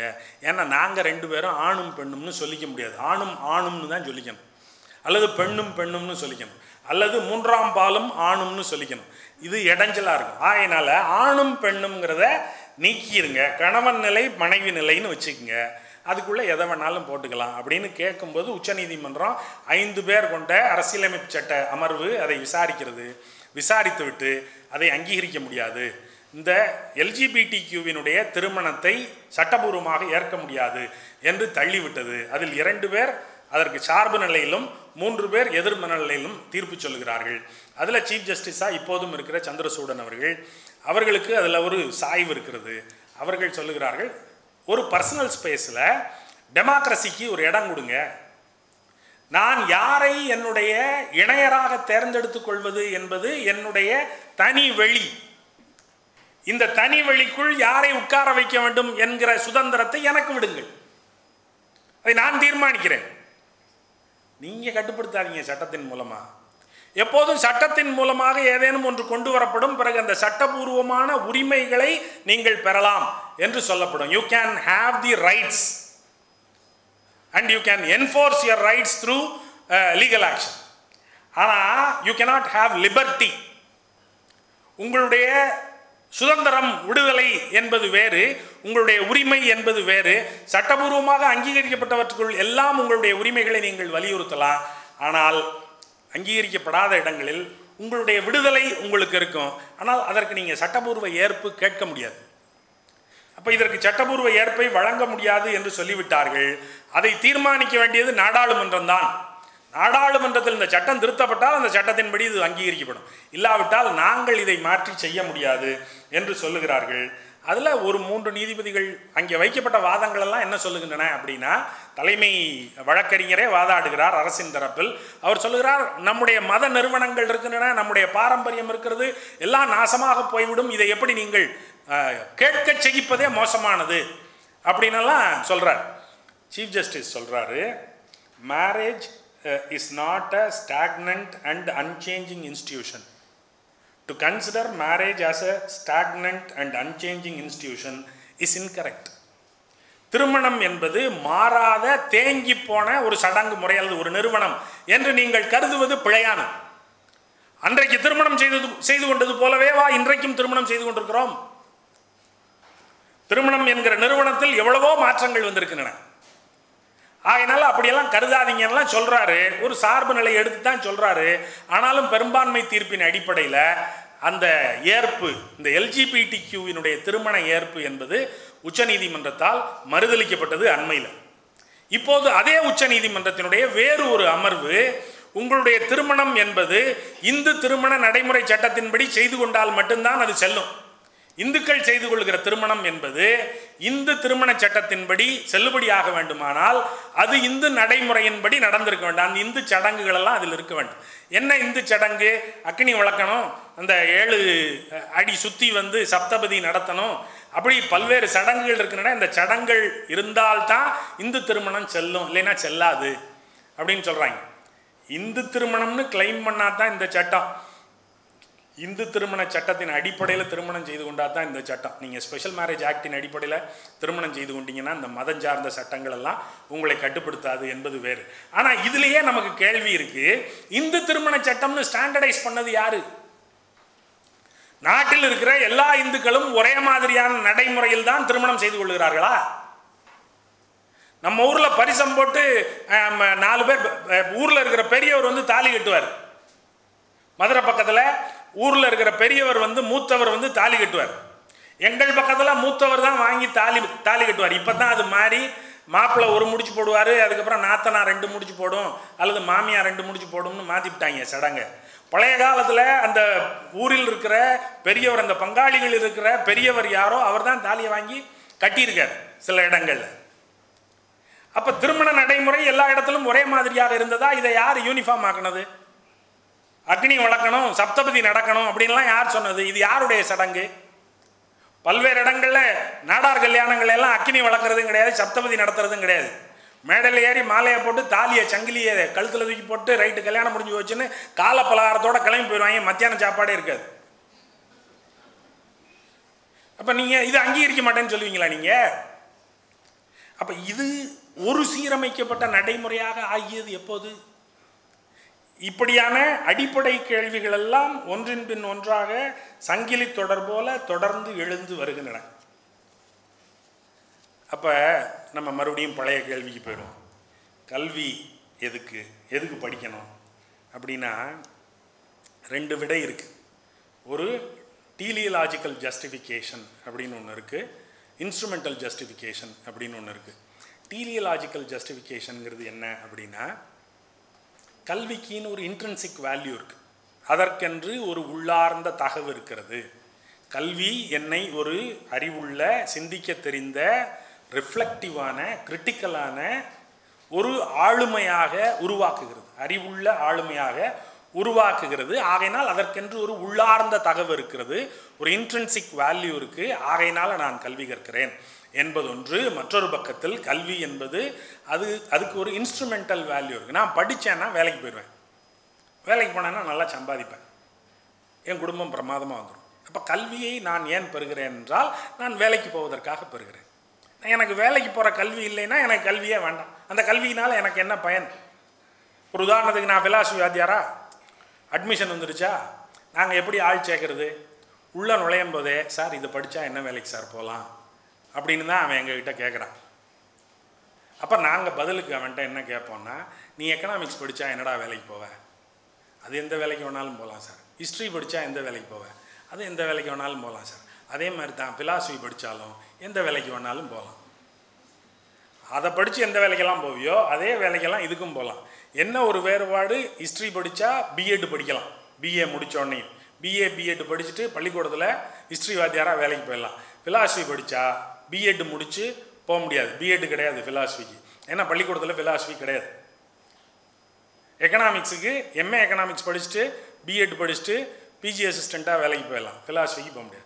இந்த ஸ்கூல் வாத்தியார் வேலைக்கு போக முடியாதுங்கிறத தாண்டி அவங்க எல்லாரும் எந்த வேலைக்கு போகிறாங்களோ அந்த வேலைக்கு பூரா நீயும் போகலான்டா தம்பி அப்படின்னு நம்ம சொல்லுவோம். ஆனால் அவன் வரும்போதே அந்த கேள்வியோடு தான் வருவான், நான் எந்த வேலைக்கு போகிறது? படிச்சுட்டா கல்லூரி வாசலை விட்டு தாண்டி டிகிரி சர்டிஃபிகேட்டோட இறங்கணுன்னே நமக்கு வேலை வச்சுக்கிட்டு காத்திருக்கான், கொடுத்துருவான். அப்போ நீ ஒழுங்கான படிப்பை எனக்கு கொடுன்னு அவன் கேட்குறான். டே, உனக்கு வெளியில் ஆள் யாரும் இல்லை, உருளணும் பெறலணும், இதுக்கு ஏகப்பட்ட குட்டிக்கரணம்லாம் அடிக்கணும், அவ்வளோ பாடுபட வேண்டியிருக்கு. சும்மா வந்து ஒரு டிகிரி சர்டிஃபிகேட்டை எப்படியாவது உருண்டு பிறண்டு வாங்கிட்டு போய் நான் வேலை வாங்கிடுவேன்னு நினச்சின்னா அது அவ்வளவு எளிதாக நடக்கிற காரியம் இல்லை என்று சொல்லி புரிய வைக்க முடியவில்லை. ஏன்னா அவன் வந்து கல்விங்கிறது ஒரு இன்ஸ்ட்ருமெண்டல் வேல்யூக்காகத்தான் அப்படின்னு அவன் நினைக்கிறான். இப்போ ஒரு கிரிக்கெட் மட்டையை கொடுத்தா அதில் ஒருத்தன் விளையாடலாம், ஏன்னா அதில் விளையாட்டினுடைய இன்பம் இருக்குது, அதுக்கு ஒரு இன்ட்ரென்சிக் வேல்யூ இருக்குது. இன்னொருத்தன் அதே கிரிக்கெட் மட்டையை வச்சு இன்னொருத்தன் மண்டையை அடித்து புழக்கலாம், அதுக்கு ஒரு இன்ஸ்ட்ருமெண்டல் வேல்யூ இருக்குது. பெண்ணை மதிக்க வேண்டும் அப்படின்னு சொல்கிறான். ஏன் மதிக்கணும் அப்படின்னா, because that is what is politically correct. பெண்ணை மதித்தா தான் அரசியல் சரிநிலை. மதிக்கலைன்னா நம்மளை திட்டுவாங்க சார், எல்லாரும் பொம்பளையை பற்றி இப்படி பேசிட்டான் அப்படி பேசிட்டான்னு சொல்லுவாங்க, அதனால் நம்ம மதிச்சிருவோம் அப்படின்னா அது இன்ஸ்ட்ருமெண்டல் வேல்யூ, கட்டாயத்திற்காக செய்கிறது. எல்லா உயிர்களையும் சமமாக மதித்தல் என்பது இன்ட்ரின்சிக் வேல்யூ. இப்படி அறம் செயல், ஏன் எதுக்கு நல்லவனாக இருக்கணும்? ஏன் நல்லவனாக இருக்கணும்? நல்லவனாக இருந்து என்னத்தை கண்டோம்? ஏன் நல்லவனாக இருக்கணும் அப்படின்னா, நல்லவனாக இருக்கிறதுல ஒரு இன்ட்ரின்சிக் வேல்யூ இருக்குது, உள்ளார்ந்த தகவு இருக்குது, ஆகையினால் நான் நல்லவனாக இருக்கிறேன். இன்னொரு பக்கம் நல்லவனாக இல்லைன்னா நம்மளை பிளந்துருவாங்க சார், தப்பாக எதுவும் செய்ய முடியாது, பாருங்கள் எல்லா இடத்துலையும் கண்காணிப்பு கேமரா வச்சுருக்கான், பார்த்துக்கிட்டே இருப்பாங்க, பிடிச்சிடுவாங்க, அதனால் வேறு வழி இல்லை, நல்லவனாக இருந்துட வேண்டியதுதான், வேறு வழியே இல்லை அப்படின்னு நினச்சி நல்லவனாக இருக்கிறவனும் இருக்கான். அவன் இன்ஸ்ட்ருமெண்டல் வேல்யூக்காக நல்லவனாக இருக்கிறவன். அப்போ கல்வி அப்படிங்கிறதுலையும் அதனால தான் நமக்கு அறஞ்செய்ய விரும்பு, புதுமை பித்தன் வந்து அறஞ்செய்ய விரும்பு ஆனால் செய்யாத அப்படின்னு அதை கேலியெல்லாம் பண்ணியிருக்காரு.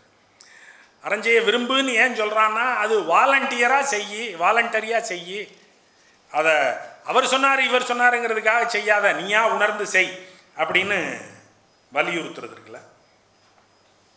ஐயா மணி சரி. அப்போ எஜுகேஷன் அப்படிங்கிறது ஃபார் தி சேக் ஆஃப் பர்சன்ஹுட் அப்படிங்கிறது ஒரு கருத்தியல். ஒரு ஆளுமையாக ஒரு மாணவரை உருவாக்குவது அப்படிங்கிறது ஒரு பக்கம். இன்னொரு பக்கம் அது எனக்கு பணம் சார்ந்த அல்லது சமூகத்தில் நல்வாழ்வு சார்ந்த என்ன பயனை தரும் அப்படிங்கிறது. இந்த ஆளாகுதல் அப்படின்னு சொன்னாலே நம்ம உடனே நம்ம திரைக்கவிஞர்களுக்கெல்லாம் இந்த ஆளாகுதல் அப்படிங்கிறது ரொம்ப பிடிக்கும். அவங்க எப்போவுமே ஆளாகுதல் நூலாகுதல் அப்படின்னு பாட்டு எழுதிக்கிட்டே இருப்பாங்க. நான் ஆளான தாமரை அப்படின்னு பாட்டு போட்டுருவோம். அதுக்கப்புறம் ஆளான நாள் முதலா யாரையும் நினச்சதில்லை அப்படின்னு பாட்டு போட்டுருவோம். மாமா ஒன்றை நினச்சி ஆளானே அதனால இடைமெலிஞ்சு நூலானே அப்படின்னு பாட்டு பாடுவான். என்னடான்னா பொம்பளை பிள்ளைய ஆளாகிறது அப்படிங்கிறது அது அவன் பர்சன்ஹுட்னு நினைக்கல. பொம்பளை பிள்ளை வயசுக்கு வந்துட்டாலே ஆளாயிருச்சு. நம்மளும் அப்படித்தான் சொல்கிறோம். பிள்ளை பெரிய பிள்ளையாயிடுச்சு, ஆளாயிருச்சு, சமைஞ்சிருச்சு, பெரியவளாயிருச்சு அப்படின்னு தான் சொல்கிறோம். பொம்பளை பிள்ளையினுடைய அறிவு முதிரும் போது அது ஆளாகிறதா அல்லது அது சடங்காகி விட்டாலே அது ஆளாகி விடுகிறதா அப்படிங்கிற கேள்வி இருக்குல்ல. நம்ம வங்காளத்தில் சதி பழக்கம் ரொம்ப கடுமையாக இருந்துச்சு. பரவலாக எல்லா இடத்துலையும் இருந்துச்சு. வங்காளத்தில் ரொம்ப தீவிரமாக இருந்துச்சு. வங்காளத்தில் தான் ராஜாராம் மோகன் ராய் கடுமையாக எதிர்த்து பிறகு அதன் மேலே விவாதங்களை உருவாக்கி அந்த பழக்கத்தை ஒழிக்கிறாரு. அப்போ திகம்பரி அப்படின்னு ஒரு பொண்ணு, அந்த பொண்ணுக்கு 14 வயசு, புருஷன் செத்து போயிட்டான். 14 வயசில் அது கல்யாணம் ஆயிருக்கு, புருஷன் செத்து போயிட்டான். செத்து பண்ணோன்னையும் அந்த பொண்ணை உடன்கட்டை ஏறு, சதியில் ஏறி சாகு அப்படிங்கிறாங்க. அந்த பொண்ணு சரி அப்படின்னு சொல்லிருச்சு. அப்போ என்ன நடைமுறை அப்படின்னா, ஒரு பெண் உடன்கட்டை ஏற வேண்டும் என்றால் அந்த பெண் தானாக மனம் சம்மதிக்க வேண்டும். அந்த பெண்ணுக்கு 16 வயது ஆகி இருக்க வேண்டும். 16 வயசு ஆகியிருந்து சரிங்க நான் என் புருஷனோட சேர்ந்து நானும் செத்து போகிறேன் அப்படின்னு சொன்னால் புருஷனை எரிக்கும் போது அந்த பிள்ளையும் சேர்த்து ஏற்றி எரிச்சிடுவாங்க. அப்போ இது இந்த பொண்ணு சுயநினைவோட ஆமான்னு சொன்னிச்சு, அதுக்கு 16 வயசு ஆயிடுச்சு அப்படின்னு ஒரு மேஜிஸ்ட்ரேட்டு சர்டிஃபை பண்ணணும். இதுதான் ரூல். அப்போ இந்த பொண்ணோட கேஸ் வரும்போது அந்த மேஜிஸ்ட்ரேட் சர்டிஃபை பண்ண மாட்டேங்கிறார். இதை விசாரிக்கிறதுக்கு போன இன்ஸ்பெக்டர், ஐயா அதுக்கு 14 வயசு தான் ஆச்சுன்னு சொல்கிறாங்க, அதனால் சிக்கலாயிரும் போல் இருக்குது அப்படின்னா மேஜிஸ்ட்ரேட்டு ஆர்டர் கொடுக்க மாட்டேங்கிறார். ஆர்டர் இல்லாமல் பணத்தை எரிக்க முடியல. இவங்க பணத்தை தூக்கிட்டு கிராமத்துலேருந்து கல்கத்தாவுக்குள்ளே ஊர்வலமாக வந்துட்டாங்க. டேய் பணத்தை நாங்கள் எரிக்கிறதா என்னடா, ஒழுங்காக உத்தரவு கொடு அப்படிங்கிறான். பணத்தை கொண்டு போய் மயானக்கரையில் காக்க போட்டு அந்த புள்ள உண்ணாவிரதம் இருக்குது. நீ எரிக்கிறதுக்கு உத்தரவு கொடுக்கலைன்னா அந்த புள்ள உண்ணாவிரதம் செத்து போயிடும் அப்படின்னு மிரட்டுறான். இது விவகாரம் ஆயிரும் போல் இருக்குது, மதஞ்சார்ந்த விவகாரம் அப்படின்னு வெள்ளைக்கார அரசு. அந்த இன்ஸ்பெக்டர் என்ன சொல்கிறார், ஐயா நமக்கு எதுக்குங்க வம்பு, அனுமதி கொடுத்துருங்க அப்படின்னு. 16 வயசு ஆகலையே ஐயா, 16 வயசு ஆயிடுச்சுன்னு சொல்லிடுவோம், அதை எப்படி சொல்கிறது? அதுக்கு ஒரு பண்டிட் இருக்கார். அந்த பண்டிட்டை கூட்டிகிட்டு அவரை இன்டர்பிரேட் பண்ண சொல்லுவோம். அவர் என்ன இன்டர்பிரேட் பண்ணுவார்னா, ஐயா ஒரு பொண்ணு பெரிய பொண்ணு ஆகிறதுங்கிறது எப்போ, அது சடங்காயிடுச்சுன்னா அது பெரிய பொண்ணாயிடுச்சு, இந்த பிள்ளை சடங்காயிடுச்சு, ஆகையினால அது பெரிய பொண்ணாயிடுச்சு. பெரிய பொண்ணாயிடுச்சுன்னா 16 வயசு ஆயிடுச்சுன்னு தானே அதுக்கு அர்த்தம். அப்போ நீங்கள் அனுமதி கொடுக்கலாம் அப்படின்னு அவர் சொல்கிறார். இதுக்கு வெவஸ்தா அப்படின்னு பேர். இந்த மாதிரியான பரிந்துரைக்கு வெவஸ்தா அப்படின்னு, ஒரு வெவஸ்தையே இல்லாத பரிந்துரைக்கு வெவஸ்தா அப்படின்னு பேர் வச்சுருக்காங்க. இப்போ அந்த பரிந்துரையை வாங்கிட்டு மேஜிஸ்ட்ரேட் கொடுத்துட்டாரு, அந்த பிள்ளையை கொளுத்திட்டாங்க. இப்படி அங்கே தொடர்ந்து நடக்குது. அதில் ஒரு விதிவிலக்கு வச்சுருக்காங்க. 3 வயசு கைப்புள்ள இருந்தால் உடன்கட்டை ஏற தேவையில்லை, அனுமதி கொடுக்க மாட்டோம். ஏன்னா அந்த பிள்ளையை யார் வளர்க்குறது? அப்போ பிள்ளைக்கு அக்காவோ தங்கச்சியோ அத்தையோ மாமியோ நாங்கள் பார்த்துக்குறோங்க பிள்ளைய, எங்கள் அண்ணி உடன்கட்டை ஏறட்டும் அப்படின்னு சொல்லிட்டா சரி, அப்போ பிள்ளைய பார்த்துக்கிறக்கு ஆள் வந்துருச்சு தூக்குடா அப்படின்னு தூக்கிடுவாங்க. அப்போ இதை எதிர்த்து கடுமையான போராட்டங்கள் நடக்கின்றன. டாக்கா பக்கத்தில் நொவாக்கலி நம்ம காந்தி யாத்திரை பண்ணார்ல, அந்த அமைதி யாத்திரை, நவகாளி யாத்திரை அப்படின்னு அதுக்கு பேர். அந்த நொவாக்கலியில் ஒரு பெண் அனுமதி கேட்குறான். என் புருஷன் செத்து போயிட்டாரு, வெளியூருக்கு பயணம் போனார், போன இடத்துல செத்து போயிட்டாரு, ஆகையினால நான் உடன்கட்டை ஏறுவதற்கு சதி செய்து கொள்வதற்கு எனக்கு அனுமதி தர வேண்டும் அப்படின்னா அந்த வெள்ளைக்கார நீதிபதி கொஞ்சம் நல்லெண்ணம் கொண்டவர். இந்த அனுமதியை கொடுக்கக்கூடாது, இவங்க இந்த அயோக்கியத்தனமே பண்ணிக்கிட்டு இருக்காங்க, இதை மறுத்தரணும்னு அவர் மனசார நினைக்கிறார். ஆனால் அவர் கருத்தை அவர் சொல்ல முடியாது, சட்டப்படி தான் அவர் செய்ய முடியும். அதனால் அவர் யோசிக்கிறார், நீங்கள் என்ன ஜாதி? நாங்கள் பெய்த் அப்படிங்கிற ஜாதி. இந்த பெய்த் ஜாதிங்கிறது சுத்த ஜாதி இல்லைங்க, அது கலப்பு ஜாதி. ஆகையினால கலப்பு ஜாதிகளுக்கு உடன்கட்டை ஏறுவதற்கு அனுமதி கிடையாது அப்படின்னு அனுமதி மறுக்கிறார். 4 சுத்த ஜாதிக்கு மட்டும்தான் அனுமதி. 4 சுத்த ஜாதி எது, அது ஒரு லிஸ்ட் வச்சுருக்காங்க. அப்போ நீ இந்த 4 சுத்த ஜாதிக்குள்ளே நீ வரல, அதனால் உனக்கு அனுமதி கிடையாது அப்படிங்கிறான். இவங்க கடுப்பாயிட்டாங்க. டேய் யாரை பார்த்து சுத்த ஜாதி இல்லைன்னா நாங்கள் என்ன கலப்பு ஜாதியா அப்படின்னு கொந்தளிச்சு விவஸ்தை கொடுக்கறதுக்கு இருக்கிற பண்டிட் இருக்கார்ல, அவரை பார்த்து ஐயா உங்களுக்கு ஒரு கட்டிங் கொடுக்குறோம், நாங்கள் சுத்த ஜாதின்னு சர்டிஃபிகேட் கொடுங்க அப்படின்னா அவர் கட்டிங்க வாங்கிட்டு சுத்த ஜாதின்னு சர்டிஃபிகேட் கொடுத்துட்டாரு. பாரு பண்டிட்டே விவஸ்தை கொடுத்துட்டாரு, நாங்கள் சுத்த ஜாதி அனுமதி கொடு அப்படின்னு வெள்ளைக்கார நீதிபதிகிட்ட போனேன். வெள்ளைக்கார நீதிபதி இப்போ என்னடா செய்கிறதுன்னு யோசிச்சுட்டு கடைசியில் ஒரு முடிவுக்கு வந்தார்.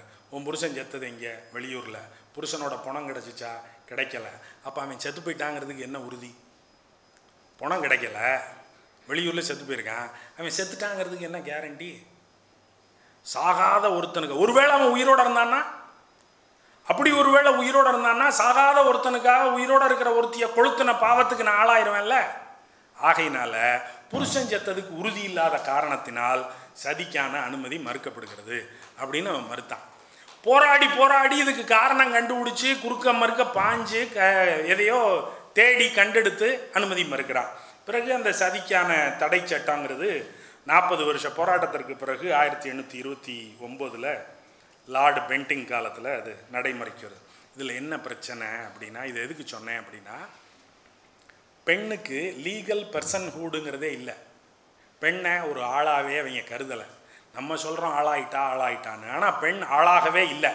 ஏன் ஆளாகவே இல்லை அப்படின்னா, 16 வயசு வரைக்கும் அவள் சடங்காகிறது வரைக்கும், பெரியவளாகிறது வரைக்கும், பூ பெய்துகிற வரைக்கும், சரியான சொல்லையே சொல்லும், பூ பெய்துகிற வரைக்கும் அவள் தன்னுடைய பெற்றோரினுடைய பாதுகாப்புக்குள் அல்லது தமையன்மார்களினுடைய பாதுகாப்புக்குள் இருக்கிறவள். ஆகையினால அவள் she is not a legal person, she is under the care of somebody, her own family. அதற்கு பிறகு அவள் ஆளாகி வாக்கப்பட்டுட்டா, கல்யாணம் ஆயிடுச்சு அப்படின்னா அவள் under the care of her husband. அப்புறம் அவன் செத்து போயிட்டான்னா புள்ள அவனுடைய கண்ட்ரோலுக்குள்ளே வந்துடுவா. ஆகையினால அங்கேயும் அவள் ஒரு சட்டபூர்வமான ஆள் இல்லை. ஆகையினால பெண்ணுக்கு லீகல் பர்சன்ஹூடே இல்லை. லீகல் பர்சனாகவே இல்லாத ஒரு ஆள் இந்த குடியுரிமை சட்டத்திற்குள் எப்படி வருவார்? நீங்கள் ஆளாக இருந்தால் தானே குடியாளாக இருப்பீங்க, குடியுரிமை உள்ள சிட்டிசனாக இருப்பீங்க. நீங்கள் சிட்டிசனே இல்லை. ஒரு பொம்பளை கூட சிட்டிசனே கிடையாது. ஏன்னா அவள் ஆளே இல்லை, லீகல் பர்சனாலிட்டியே இல்லை. இப்போ இந்த லீகல் பர்சனாலிட்டி பொம்பளைக்கு வர்றதுக்கே ஏகப்பட்ட போராட்டங்கள் செய்ய வேண்டியதாக இருக்குது. அப்போ இந்த இவங்க என்ன சொன்னாங்க, இதெல்லாம் சொன்னபோது, டேய் விதிக்கப்பட்டதை செய்கிறது தாண்டா அறம் அப்படின்னாங்க. டேய் விதிக்கப்பட்டதை செஞ்சால் அதுக்கு பேர் சடங்குடா, அடங்குடான்னு நம்ம சொல்லிக்கிட்டே இருக்கணும். விதிச்சது மாதிரி செஞ்சால் அதுக்கு பேர் சடங்கு, நீங்களா சிந்திச்சு செஞ்சாதான் அதுக்கு பேர் அறம். இப்போ என்ன சிக்கல் அப்படின்னா, கல்வி அப்படிங்கிறது விதிக்கப்பட்டவற்றையெல்லாம் செய்யுங்கள் என்று சொல்லுகிற ஒரு அமைப்பாக மாறிக்கொண்டிருக்கிறது அப்படிங்கிறது தான் சிக்கல். எல்லாவற்றையும் கன்ஃபார்மிட்டிக்குள்ளே கொண்டு போய் கல்வி தள்ளிக்கிட்டே இருக்கு. ஏற்கனவே இருக்கிற நிறுவனங்கள் எதை எதிர்பார்க்கணும், எல்லாவற்றையும் தயாரித்து தள்ளிக்கொண்டே இருக்கிறார்கள். ப்ரொடக்ஷன் நடந்துக்கிட்டே இருக்குது. ப்ரொடக்ஷன் நடக்க மார்க்கெட் பண்ணிக்கிட்டே இருக்கான். மார்க்கெட் பண்ண நம்மளை கன்சியூம் பண்ணுன்னு சொல்லிக்கிட்டே இருக்கான். நம்ம கன்சியூம் பண்ண கன்சியூம் பண்ணுறான்னு சொல்லி திரும்பவும் தயாரிக்கிறான். தயாரிப்பு குப்பைகளால் உலகம் நிரம்பி இருக்கிறது. WWW அப்படிங்கிறதுக்கு வேற ஒரு விளக்கம் சொல்லலாம்னா, வேர்ல்ட் ஆஃப் வேஸ்ட்லேண்ட் அப்படிங்கிறது மாதிரி நம்முடைய உலகத்தை வேர்ல்டு வைடு வேஸ்ட்லேண்ட் அப்படின்னு ஆக்கிட்டாங்க. தயாரித்து தள்ளிக்கிட்டே இருக்கான். நம்மளை புழங்குன்னு சொல்லிக்கிட்டே இருக்கான். முன்னேறு மேலே ஏறு சும்மா இருக்காத அப்படிங்கிறான். இந்த வேலையெல்லாம் நீங்கள் ஏங்க செய்கிறீங்கிறான். முதல்ல நம்மளா செஞ்சுக்கிட்டு இருந்த வேலை எவ்வளோ இருந்துச்சு? ஆடினோம் பாடினோம், நம்மளே ஒரு சின்ன இடிஞ்சு போச்சு செதஞ்சு போச்சுன்னா நம்மளே சுண்ணாம்பையோ சிமெண்ட்டையோ வாங்கி பூசினோம், எதையோ ஒன்று நட்டோம் வெட்டினோம், எல்லாம் நம்ம செஞ்சுக்கிட்டு இருந்தோம்ல தனியாக. இப்போ நம்ம என்ன செய்கிறோம்? நம்ம ஒன்றும் செய்கிறதில்ல. நம்ம முழுக்க கருவிகளின் மேலே சார்புடையவர்களாக ஆகிவிட்டோம். எல்லாவற்றுக்கும் கருவிகள் வேணும், கருவிகள் இல்லாமல் தனித்து நம்மால் இயங்க முடியாது என்கிற சார்பு நிலைக்குள் இந்த தயாரிப்பு உலகம் நம்மை புகுத்தி விட்டது. கிளினிக் இல்லாமல் நம்மளால் வாழ முடியாது. ஒரு பொம்பளை 2 பிரசவம் ஆயிடுச்சு, அவளுக்கு ஏற்கனவே 2 பிள்ளை பெற்றவ. அவளுக்கு 3வது பிள்ளை கர்ப்பமாக இருக்கா, பிரசவம் ஆக போகுது, ஆஸ்பத்திரியில் கொண்டு போய் சேர்த்துட்டாங்க. அவளுக்கு பிள்ளை வருதுன்னு தெரியுது. ஏன்னா ஏற்கனவே 2 பிள்ளை பெற்றவ இல்லையா, பிள்ளை வருதுன்னு தெரியுது. அவள் முக்கிய நர்ஸ், பிள்ளை வருது அப்படிங்கிறா. நர்ஸு சொல்கிறா, ஐயையோ இருமா நீ பாட்டுக்கு முக்கிறாத, டாக்டர் வந்துடட்டும் அப்படின்னு அவள் சொல்கிறான். ஏன்னா டாக்டர் வராமல் புள்ள வெளியே வரக்கூடாதுன்னு அவன் நினைக்கிறா. அவள் 2 பிள்ளை பெற்றவளுக்கு இன்னொரு பிள்ளைய பிதுக்கி வெளியே தள்ளுறதோ அதை எடுக்கிறதோ ஒரு பெரிய காரியமானா அது அமைப்பு முறைப்படித்தான் நடக்க வேண்டும். இதை தாண்டி எதுவும் நடக்கக்கூடாது. அப்படின்னா உங்களோட பர்சனல் கிரியேட்டிவிட்டி, உங்களுடைய தனித்திறன்கள், ஸ்கில்ஸு எல்லாம் போய் எல்லா மனிதர்களும் பாலின நீக்கம் செய்யப்பட்டவர்களைப் போல ஆகிவிட்டார்கள் இல்லையா? நீங்கள் you confirm to the system அப்படின்னே சொல்லிக்கிட்டு இருக்கான். கல்வி நிறுவனங்கள் அதை நோக்கியே தள்ளுகின்றன. சிந்திக்காதேங்கிறான். இஸ்ரேலில் போய் இஸ்ரேல்காரன் போய் பாலஸ்தீனத்தை அடிக்கையில் அமெரிக்காவில் கொலம்பியா பல்கலைக்கழகத்தில் இருக்கிற மாணவர்கள் அதை எதிர்த்து போராடுகிறார்கள். இது ஸ்கொலாஸ்டிசைடு அப்படின்னு அவன் சொல்கிறான். புலமை அழித்தொழிப்பு அப்படின்னு சொல்கிறான். மாணவர்களை அழிக்கிறான், பள்ளிக்கூடங்களை அழிக்கிறான், இங்கே வாங்குகிற நிதியை கொண்டு வேற எதையோ ஒன்றை செய்து கொண்டிருக்கிறீர்கள், போர் ஆயுதங்களை உற்பத்தி செய்வதற்கு அறிவை பயன்படுத்துகிறீர்கள், இது புலமை அழித்தொழிப்பு அப்படின்னு அவன் சொல்கிறான். நம்முடைய நாட்டில் இதற்கான எதிர்வினை மாணவர்கள் மத்தியிலிருந்து கல்வி நிறுவனங்களின் நடுவிலிருந்து என்ன வந்திருக்கிறது அப்படின்னா ஒன்றுமே இல்லை. மாணவர்கள் அமைதியாக இருக்கிறார்கள். ஏன்? நீ பாட்டுக்கு படியப்பா, நமக்கு பெரிய மனுஷனாகணும், நாளைக்கு நம்ம அமெரிக்காவுக்கு போகணும், வீடு வாங்கணும், சொந்த ஊரில் பிரமாதமாக ஒரு பொண்ணை கட்டணும் அப்படின்னே சொல்லிக்கிட்டு இருக்கானே ஒழிய இவற்றை குறித்தெல்லாம் கருத்து செலுத்து, அரசியல் மயமாகு. நீ அரசியலுக்குள்ளெல்லாம் போக வேண்டாம், கருத்து வேணுமா இல்லையா? எல்லாவற்றின் மேலேயும் ஒரு சிந்தனை செலுத்தப்பட்டு அதன் மேலே கிடுக்கம் போடப்பட்டு ஒரு கிடுக்கி போடப்பட்டு ஒரு கருத்து ஒன்று உருவாக்கி கொள்ளப்பட வேண்டுமா இல்லையா? அது சரியா பிழையா, எந்த சார்பு நிலை என்பதெல்லாம் ரெண்டாவது. ஆனால் சிந்திப்பதே இல்லை. எல்லாவற்றிலேயும் ஒரு ரோபோ மாதிரியாக அதை நோக்கி நான் போய் கொண்டிருக்கிறேன், அதை நோக்கி மட்டுமே நான் போவேன் அப்படின்னு ஆக்குறது ரொம்ப மோசமான தன்மை இல்லையா? அப்போ தனித்திறன்கள் எல்லாம் ஒழிந்து போய்விட்டன. எல்லாவற்றையும் சொல்லிக் கொடுப்பதற்கு ஆட்கள் வந்து விட்டார்கள்.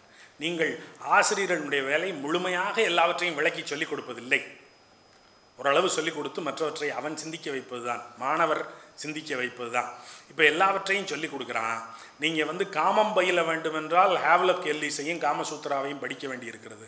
ஒருத்தன் நீல் ஸ்ட்ராஸ் அப்படின்னு ஒருத்தன் வந்தான் அமெரிக்காவில். அவன் ஒரு கன்சல்டன்ட்டு. அவன் எதற்கான கன்சல்டன்ட்டு அப்படின்னா அவன் அனிஹிலேஷன் மெத்தட் அப்படின்னு ஒரு மெத்தடை கொண்டு வர்றான். அழித்தொழிப்பு முறைமை அப்படின்னு ஒரு மெத்தடை கொண்டு வர்றான். எதுக்காக அப்படின்னா பொம்பளை பிள்ளைகளை எப்படி பிடிக்கிறது, எப்படி கவர் பண்ணுறது அப்படின்னு கற்றுக் கொடுக்கறதுக்காக அவன் இந்த மெத்தடை கொண்டு வர்றான். அதில் அவன் சொல்கிறான், advanced attraction, seduction, dating techniques இதெல்லாம் நான் சொல்லித்தர்றேன் அப்படிங்கிறான். எப்படி பெண் பிள்ளைகளை கவர்வது, அவர்களை மயக்குவது, அவர்களோட டேட்டிங் போகிறது, இதையெல்லாம் நான் சொல்லித்தர்றேன். This method was result of several years of experience meeting and dating thousands of women அப்படின்னு அவன் சொல்கிறான். ஆயிரக்கணக்கான பெண்களை சந்தித்து பேசி மயக்கி டேட் பண்ணி அந்த அனுபவத்தினுடைய விளைவாக என்னுடைய முழு அனுபவத்தினுடைய வெண்ணையையும் திரட்டி உங்களுக்கு நான் தருகிறேன் அப்படின்னு சொல்லிட்டு அது இந்த டிவிடி நீங்கள் வாங்குங்க, அதில் உங்களுக்கு எல்லா டெக்னிக்குகளும் சொல்லிக் கொடுக்கப்படுது அப்படின்னு சொல்லி டிவிடியினுடைய விலை $3799. அதனுடைய இந்திய பண மதிப்பு 3,5 லட்ச ரூபா. 3,5 லட்ச ரூபாய்க்கு அவன் என்ன சொல்லித்தர்றான் அப்படின்னா எப்படி பொம்பளை பிள்ளையெல்லாம் கவர் பண்ணுறது அப்படின்னு. நம்ம என்ன சொல்லுவோம், டே எங்கள் ஊரில் சாமியாராக உட்கார்ந்தாலே இதெல்லாம் ஈஸியாக நடக்கும்டா, இதுக்கு என்னடா நீ இவ்வளவு முக்கிற, சும்மா ஒரு காவியை போட்டுக்கிட்டு நாங்கள் போய் உட்கார்ந்தோம்னாலே வந்துடும் இதெல்லாம் அப்படின்னா. நம்ம அன்பின் ஐந்திணை, ஆரிய அரசன் பிரகத்தனுக்கு தமிழ் சொல்லி கொடுத்தது கபிலர் அப்படின்னெல்லாம் பேசுனது போக இப்போ எல்லாவற்றையும் நமக்கு புலன்களே கண்களும் காதுகளும் மட்டும்தான் அப்படின்னு ஆயிடுச்சு. எல்லாத்துக்கும் நான் வீடியோ பார்த்துக்கிட்டே இருக்கேன். ஃபுட்டீஸ் வீடியோ அப்படின்னு ஒன்று பார்த்துட்டு இருக்கான். அதில் என்னடான்னா இந்த கடையில் இது நல்லாயிருக்கும், இவர் எப்படி பிரியாணி பண்ணுறாரு பாருங்கள், அது எப்படி நடக்குது பாருங்கள் அப்படின்னு சமைக்கிறதையும் சாப்பிட்றதையும் காட்டிக்கிட்டே இருக்காங்க. இவங்களுக்கு இதை பார்த்தோன்னே பார்த்தால் பசி தீரும் அப்படின்னு தீந்துடுது. அதுக்கப்புறம் இன்னொரு பக்கம் கேமிங் வீடியோஸ் பார்த்துக்கிட்டு இருக்கான். விளையாடுறத வீடியோவில் பார்த்துட்டு, நீ போய் விளையாடு அதானே உனக்கு இன்பம், நீ போய் சாப்பிடு அதானே உனக்கு இன்பம், நீ டூர் போ அதானே உனக்கு இன்பம், டூரிஸ்ட் வீடியோ பார்த்துக்கிட்டு இருப்பான். நீ காமத்தில் நீயே இறங்கி துய் அதையும் வீடியோவில் பார்த்துக்கிட்டு இருப்பான். எல்லாவற்றையுமே பார்த்தும் கேட்டும் மட்டுமே நிறைவடைவது என்றால் உன்னுடைய மற்ற புலன்களெல்லாம் எங்கே எங்கேஜ் ஆகும், நீ எப்போ அனுபவம் பெறுவ, நீ எப்போது அறிவை வளர்ப்ப, எப்போது உன்னுடைய கிடுக்க சிந்தனை வளரும் என்கிற கேள்விகளெல்லாம் இருக்கு இல்லையா? தகவல்களை சேகரித்து கொண்டே இருக்கிறார்கள், கணினிகளுக்குள் அவற்றை உள்ளிட்டு கொண்டே இருக்கிறார்கள். எல்லாமே பிட்ஸ் அண்ட் பைட்ஸாக இருக்குது.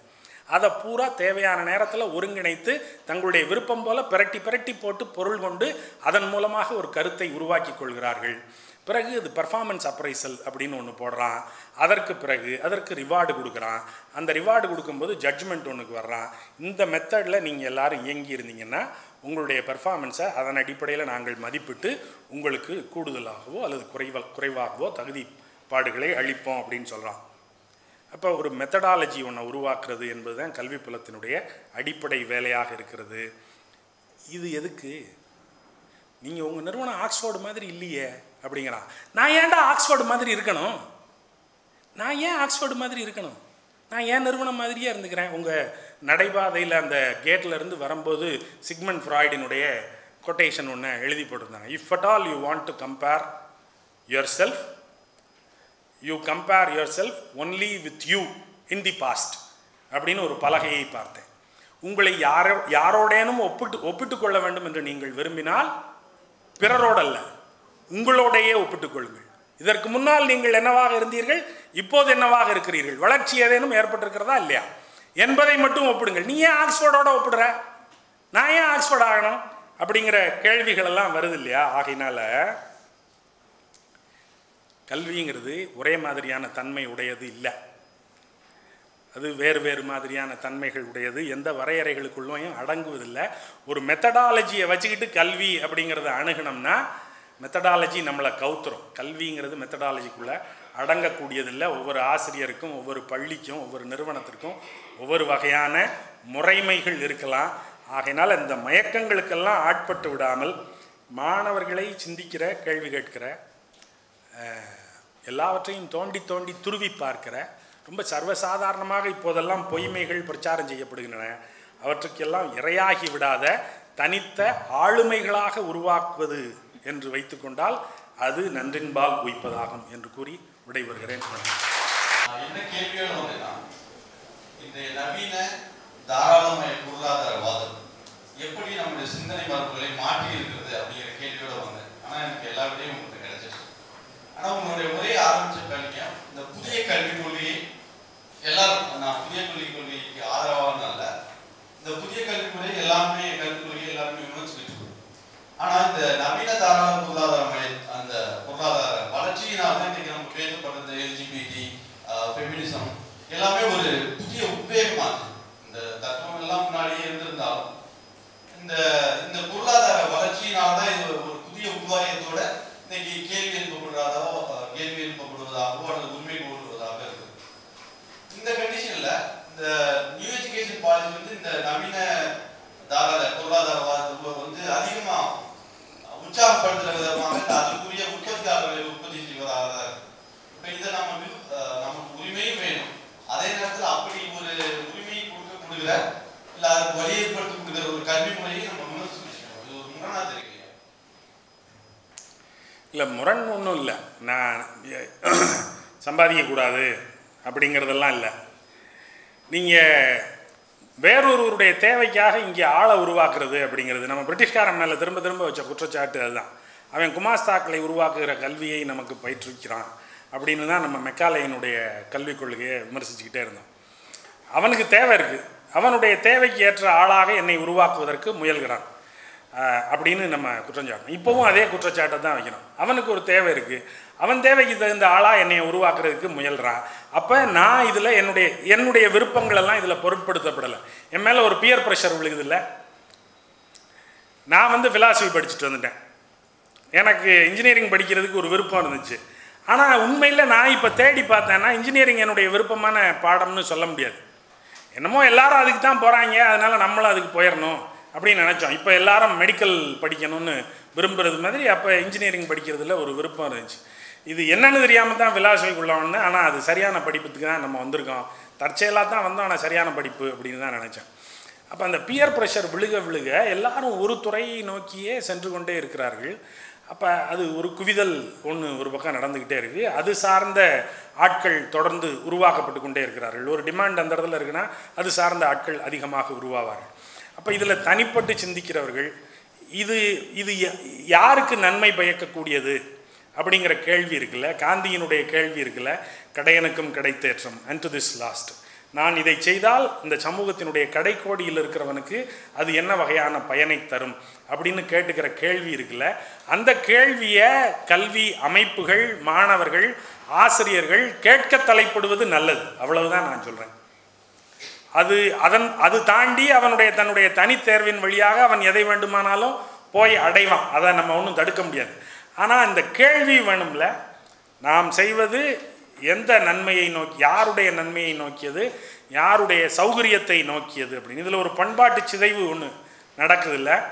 அதாவது என்னுடைய வேலையை இன்னொருவர் செய்வார். எனக்கு கணக்கு போட்டேன்னா எனக்கு ஒரு ஒரு ஒரு நாளைக்கு வந்து 3000-4000 ரூபா சம்பளம் வருதுன்னு வச்சுங்க. இந்த 3000 ரூபா 4000 ரூபா சம்பளம் வாங்கக்கூடிய திறனில் இருக்கிறன்னா ஒரு நாள் பொழுத ஒரு 300 ரூபா சம்பளத்துக்குள்ள ஒரு வேலையை செய்கிறதுல கழிச்சேன்னு வச்சுங்க. அப்போ எனக்கு என்ன யோசனை சொல்கிறாங்கன்னா, ஏங்க நீங்கள் 3000 ரூபா தகுதி உள்ள ஆள் ஏங்க 300 ரூபா வேலையை செய்கிறீங்கன்னு கேட்குறான். உங்கள் டைம் இஸ் மணி அப்படிங்கிறான். உங்களுடைய பொழுது என்பது காசாக்கக்கூடியது.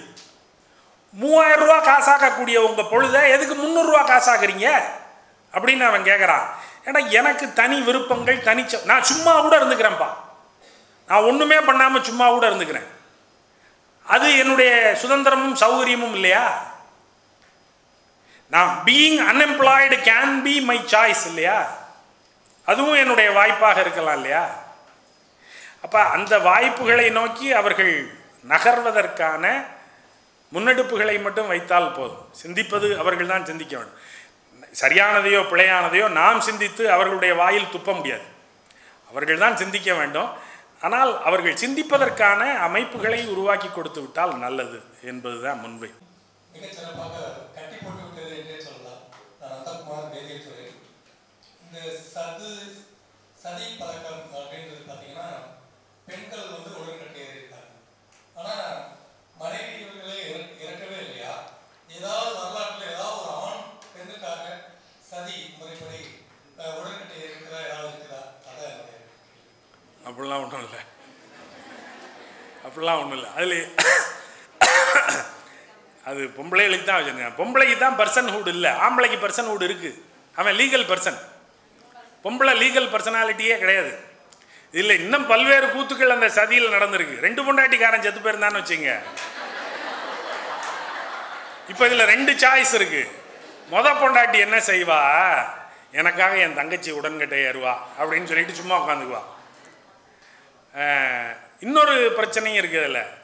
ஏண்டி சக்காலத்தி வாழும் போதெல்லாம் என் வாழ்க்கையை வந்து கெடுத்த, செத்ததுக்கு பிறகும் சொர்க்கத்துக்கு பக்கத்தில் என் புருஷனுக்கு பக்கத்தில் நான் இருக்கக்கூடாதுங்கிறதுக்காக இப்போவும் நீ வந்து சதி ஏறுறேன்னு நினைக்கிறியா? நீ ஏறக்கூடாது, நான் தான் ஏறுவேன் அப்படின்னு போய் தானாக விழுந்த கதையெல்லாம் இருக்குது. ஆக மொத்தம் பெண்கள் தான் அதற்குள் போனார்களே ஒழிய ஆண்கள் அதற்குள் போனது என்பது பாரதி கண்ணம்மா மாதிரியான திரைப்படங்களில் மட்டுமே அது சாத்தியம்.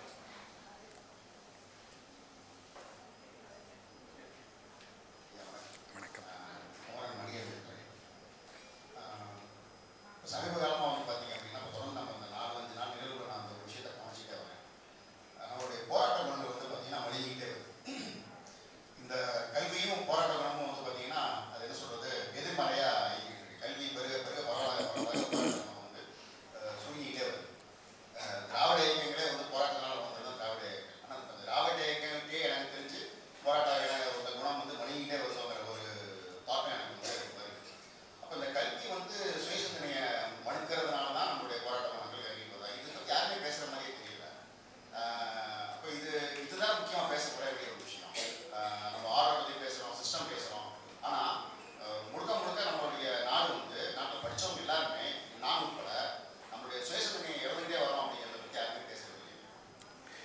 அதை பேசுகிறதுக்கு தான் இந்த பேச்சினுடைய மைய நோக்கம். கல்வி என்பது வேலைவாய்ப்பு டெவலப்மெண்ட்டை நோக்கினது அப்படின்னு சொல்ல ஆரம்பிச்சிட்டோம். நீங்கள் பையன் உள்ள, நான் அதுக்கு தான் சொன்னேன், எங்கள் பையன் உள்ளே வரும்போதே கல்லூரிக்குள்ளே இதை படித்தா எனக்கு என்ன சார் கிடைக்கும், என்ன வேலை கிடைக்கும் அப்படிங்கிற கேள்வியோடு தான் வர்றான். அப்போ நான் வந்து அதுக்கு சார்பாகவே பதில் சொல்கிறதுக்கான கட்டாயத்திற்கு ஆட்படுத்தப்படுறேன். இது படித்தா உனக்கு இந்த வேலை கிடைக்கும். நாங்கள் என்ன சொல்கிறோம் அப்படின்னா, உள்ளதும் தான், அது பொய் சொல்லலை. நீ அளவையியல் படிக்கிற, ஃபிலாசபி ஆஃப் லா படிக்கிற, அதனால் இந்த படிப்பை முடித்தா அடுத்தது நீ சட்டம் படிக்கிறதுக்கான வாய்ப்பு உனக்கு எளிதானது. நீ ஒரு நல்ல சட்டவியல் வல்லுநனாக திகழ்வதற்கான வாய்ப்பு இருக்குது. நீ வந்து இந்த போட்டித் தேர்வுகள் எழுதலாம், அதில் நீ ஆளாகலாம். ஃபிலாசபர் கிங்குன்னு பிளேட்டோ சொல்கிறான். ஆகையினால ஃபிலாசபி படித்தவன், மெய்யியல் படித்தவன் ஆட்சி செலுத்துகிற இடத்துல, நிர்வாகம் செலுத்துகிற இடத்துல உட்கார்ந்தான்னா அவன் ரொம்ப தெளிவோடு அந்த நிர்வாகத்தை நடத்தலாம் அப்படின்னெல்லாம் சொல்கிறோம். ஆனால் அதுக்கெல்லாம் பரீட்சை எழுதணும்ல, நம்ம பையன் தான் அதுக்கெல்லாம் தயாராக மாட்டானே, ஆகையினால அவன் வரமாட்டான். ஆனாலும் இதை சொல்கிறதுல எனக்கு கூச்சம் இருக்குது. உனக்கு அறிவு தெளிவாகும்டா, நீ ஃபிலாசபி படின்னு நான் யார்கிட்டையும் சொல்ல முடியல. சார் என்ன வேலை கிடைக்கும்னா அறிவு தெளிவாகுங்கிறீல அப்படிங்கிறான். அதை ஒரு உறுதியாகவே கொடுக்க முடியல. நியாயமாக கல்வியினுடைய அடிப்படை என்பது அறிவை துலங்கச் செய்வது மட்டும்தானே. உங்களுக்கு என்ன வேலை கிடைக்குங்கிறதுக்கான உறுதி கொடுக்கறது இல்லை. நீங்கள் என்ன டெபாசிட் கட்டினா உனக்கு இது கிடைக்கும் அப்படின்னெல்லாம் கேரண்டி பண்ணுறதுக்கான இடம் இல்லை கல்வி. உங்களுக்கு அறிவு துலங்கும். அறிவு துலங்கினால் நீ என்னவாக ஆக வேண்டுமோ அதுவாக நீ ஆகுவாய். நீ பெரிய கலெக்டராக, இல்லை முதலமைச்சராக, இல்லை நீ வேற ஏதாவது ஆகு, இல்லை ஒன்றும் இல்லாமல் சும்மா உட்காந்து உபதேசம் பண்ணிக்கிட்டு இருக்கிறவனாரு, என்னவா வேணாலும் ஆகு, அது உன்னுடைய தேர்வு. ஆனால் அறிவுடையவன் தான் அதை தேர்ந்தெடுக்கிற வாய்ப்பை பெற முடியும். ஆகையினால் அறிவுடையவனாகு அப்படின்னு சொல்கிறதுக்கு பதிலாக நம்ம டெவலப்மெண்ட்டை நோக்கி நகர்த்த ஆரம்பிச்சிட்டோம். டெவலப்மெண்ட்டுங்கிறது நம்முடைய மனித தேடுதல், மனித அடிப்படை தேடுதல் என்பது சுதந்திரமாக இருப்பது தான், சுதந்திரத்தை தேடுவது தான், விட்டு விடுதலையாகி இருப்பது தான். எல்லாவற்றிலையும் நாம் விடுதலையைத்தான் தேடுகிறோம். ஆனால் கல்வி எதை நோக்கி செலுத்துகிறது என்றால் நம்மை நிறுவனங்களை நோக்கி செலுத்துகிறது, வேலைகளை நோக்கி செலுத்துகிறது. அவையெல்லாம் நம்மை எதை நோக்கி செலுத்துகின்றன என்றால் இந்த கருவிகள் சார்ந்து இயங்குகிற ஆட்களாக நம்மை ஆக்குகின்றன. கருவிகள் சார்ந்து இயங்குகிற ஆட்களாக நாம் ஆகும்போது நாம் அவற்றுக்கு அடிமைப்படுகிறோம். அப்போ கல்விங்கிறது இங்கே தலைகீழாக நடக்குது.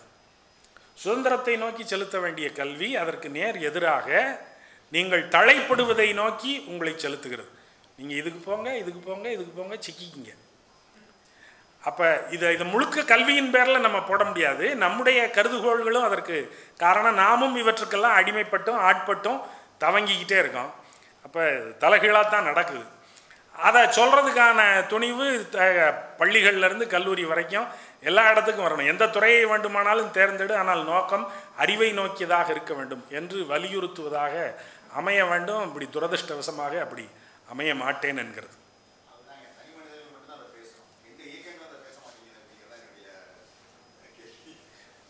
பேசுகின்ற இயக்கங்களின் குரல்கள் பெருவாரியான மக்களுக்கு போய் சேர்வதில்லை.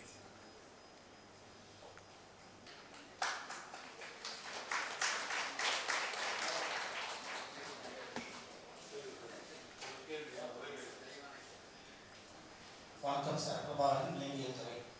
God is dead, man is free அப்படின்னு சொன்னீங்க. Followed by teachers are dead, students are ஃப்ரீன்னு சொன்னீங்க. எதுக்கு மூலிக்காக சொன்னீங்களா? உண்மையிலேயே ஆசிரியர்கள்லாம் இருந்து போனால் மாணவர்கள் ரொம்ப ஃப்ரீயாக இருப்பாங்க அப்படின்னு அவன் நினைக்க தலைப்படுற அளவுக்கு ஆயிடுச்சு. நம்ம கசக்கி புளிகிறது பல்வேறு சமயம். அது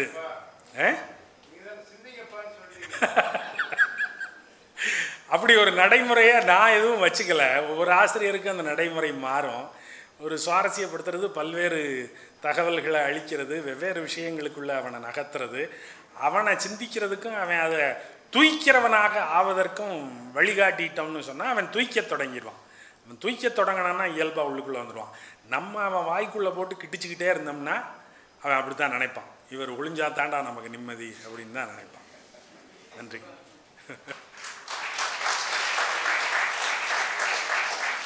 We welcome Mr. Naimullah, Department of Chemistry, to deliver